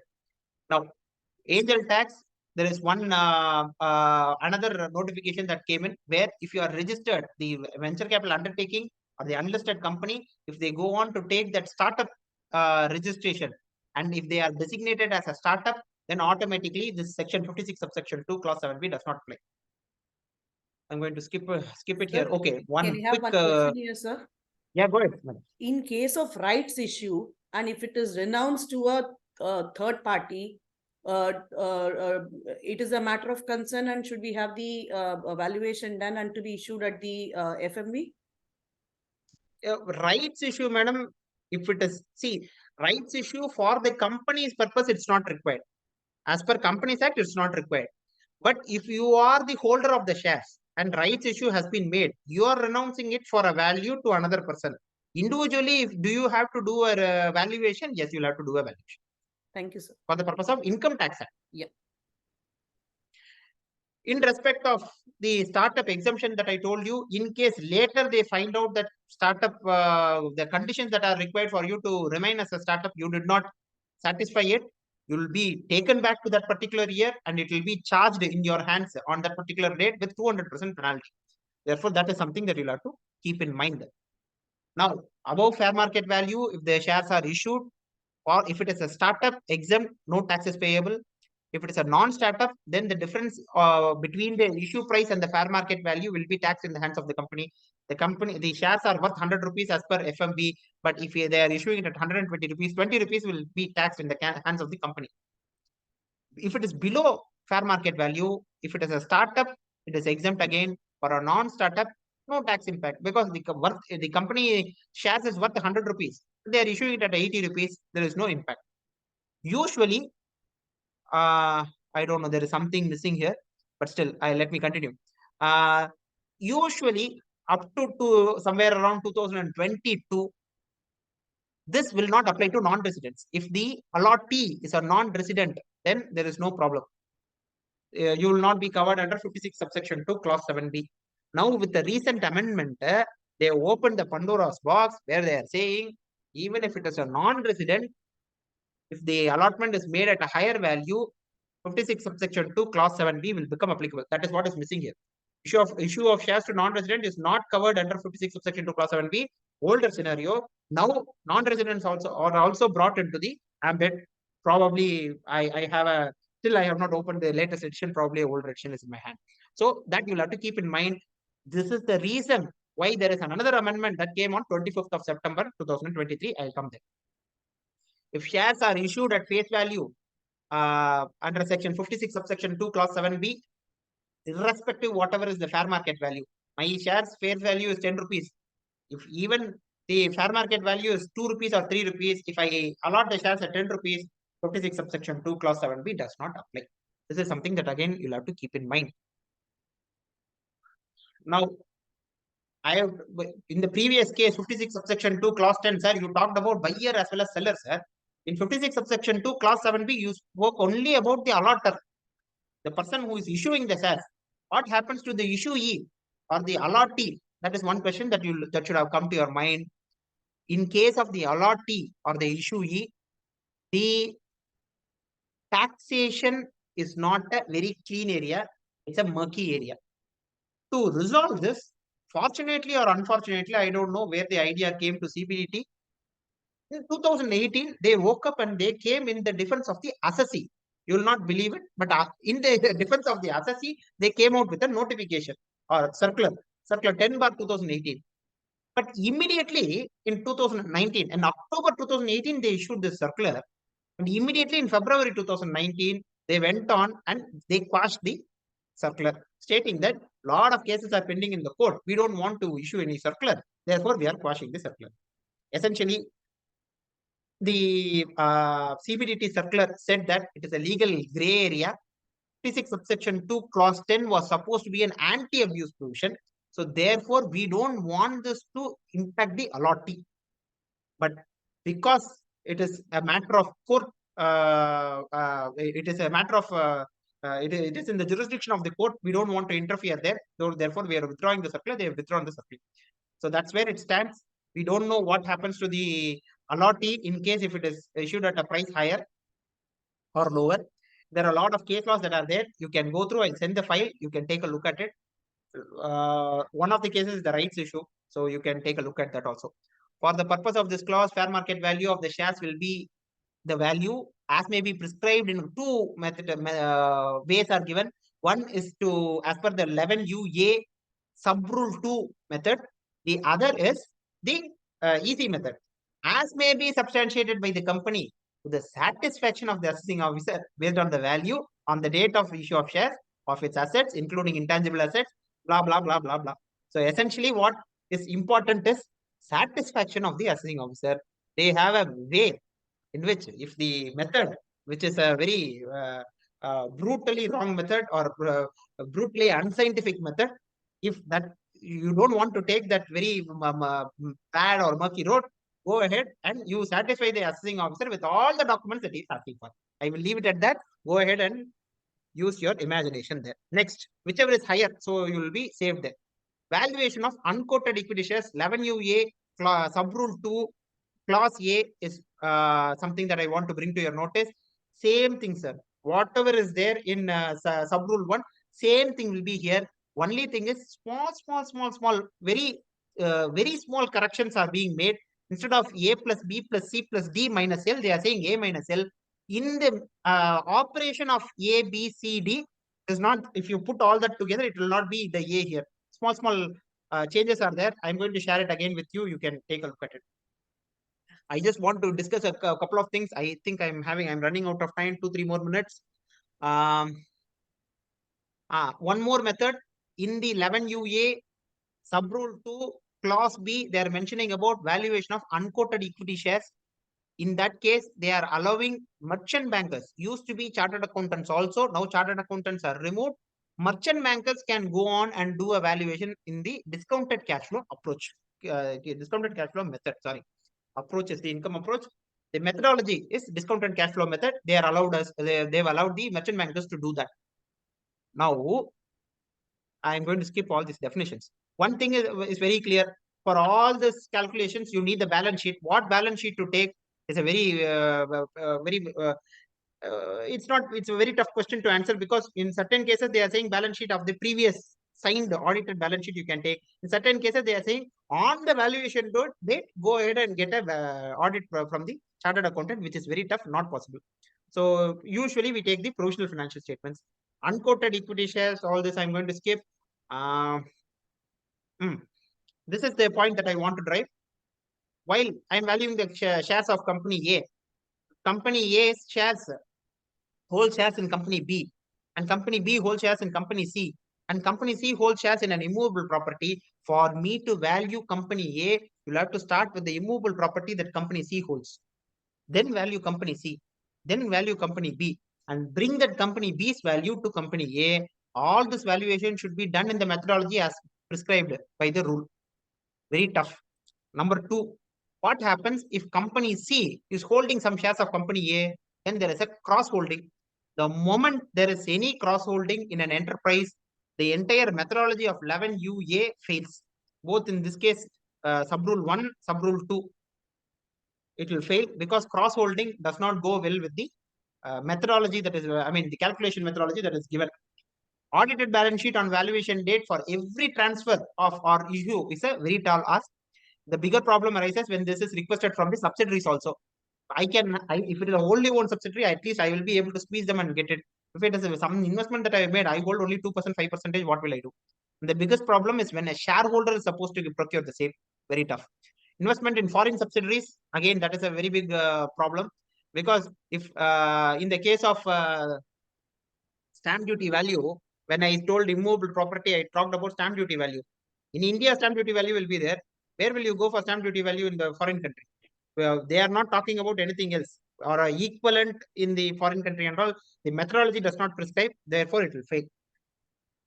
With this, I'll take you to, let me quickly open up the 2023 September 25th wala circular.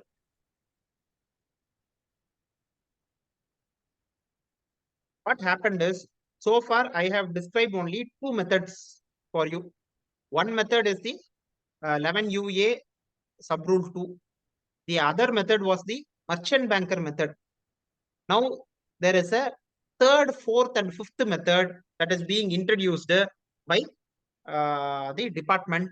Why? Because non-residents are also asked to come under clause 7B. Now, when foreigners come, they look at the methodology and they start laughing. So they introduce the third, fourth, and fifth method. First method is the same. Second method, fair market value at discounted cash flow basis. That is also the same. Third method is where any consideration is received by a venture capital undertaking. If you are a venture capital undertaking, you receive from a venture capital fund or a specified fund, within 90 days, before or after, if you take funds from any other person, then automatically the value that you have determined for the transaction with the venture capital fund, that will be considered as the fair market value. Understood? I am a company, I am a startup, I took funds from a venture capital undertaking. Sorry, venture capital fund. I am a venture capital undertaking, I take it from a venture capital fund. Tiger has come in and invested in me. And another 1 month, one of the individuals who wanted to invest in my company, he brought in, let us say 20 crores, 30 crores. He invests in my company. If I provide the same value that I provided Tiger, if I am valuing my company at the same value I valued for Tiger, for this person also, then automatically that will be a fair market value. If I am pricing it a lot higher, I priced it at 100 rupees for Tiger, and I am pricing it for 150 rupees for this individual Ram, then automatically that 50 rupees will become tax. So fair market value for 90 days before and after will be the transaction value of the venture capital undertaking and venture capital fund, whatever was the value. Now, apart from this, there is a fourth method. In the fourth method itself, they are asking the merchant banker to do valuation under 5 different methods. One, comparable company multiple method, probability weighted expected return method, option pricing method, milestone analysis method, replacement cost method. Only fair market value, discounted cash flow method was allowed earlier. That is there, still there in one of the subclasses as subclass B. Subclass D, they are opening up for 5. Then there is a fifth method where the consideration is received from the company for issue of unquoted equity shares from any entity notified as per clause 2 of first proviso to clause 7b. That transaction also same thing as venture capital fund undertaking and venture capital fund. If you have received funds from notified entities 90 days and before and 90 days after, you can take that as the fair market value. Again, there are a lot of ideas as to what clause applies to who. For non-residents, clause A to clause E will apply. Clause B, clause C, clause E will apply. For residents, only clause A, clause B, clause C, and clause E applies. I don't want to confuse you here. I'm going to share this PDF. Please go through these 5 methods. Used to be 2 methods applicable for everybody. Now there is 5 methods, of which certain methods are applicable to non-residents, certain methods are applicable to residents. Please take a look at it. Anything that I'm missing out? I think pretty much we have covered the basics of it. This is other sources area. I will share it with you. Please take a look at it. If you have any doubt, I am ready to answer. If you have any questions now also, I'm ready to answer. Please go ahead. So this new 5 methods of valuation is prospectively or retrospectively? It can be applied also. No. It is applicable from now only. No, it's not retrospective.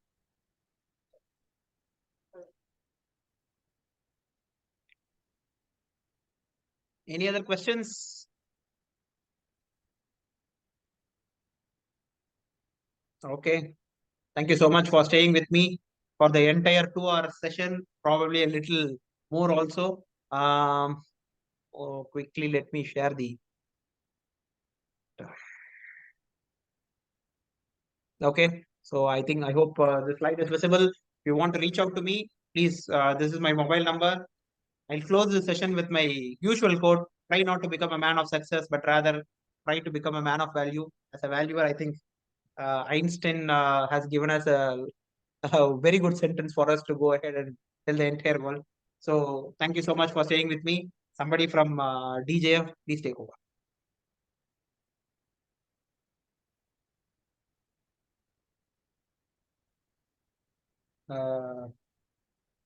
Kajal, you're there? Did you guys?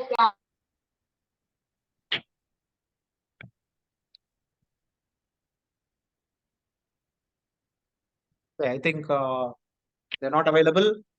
I think we can exit the session. Thank you. Have a good day. Bye. Thank you so much, sir. Thank you. Thank you, sir. Thank you very much. Santosh, thank you. Yeah. Have a good day. Thank you, sir. Thank you, sir. Thank you, sir, for the lovely session. I actually Thank you, sir. give the ending session, but I think there's some Thank you, sir. is not able to Thank you. join. Thank you. Very useful and informative, sir. Thank you, sir.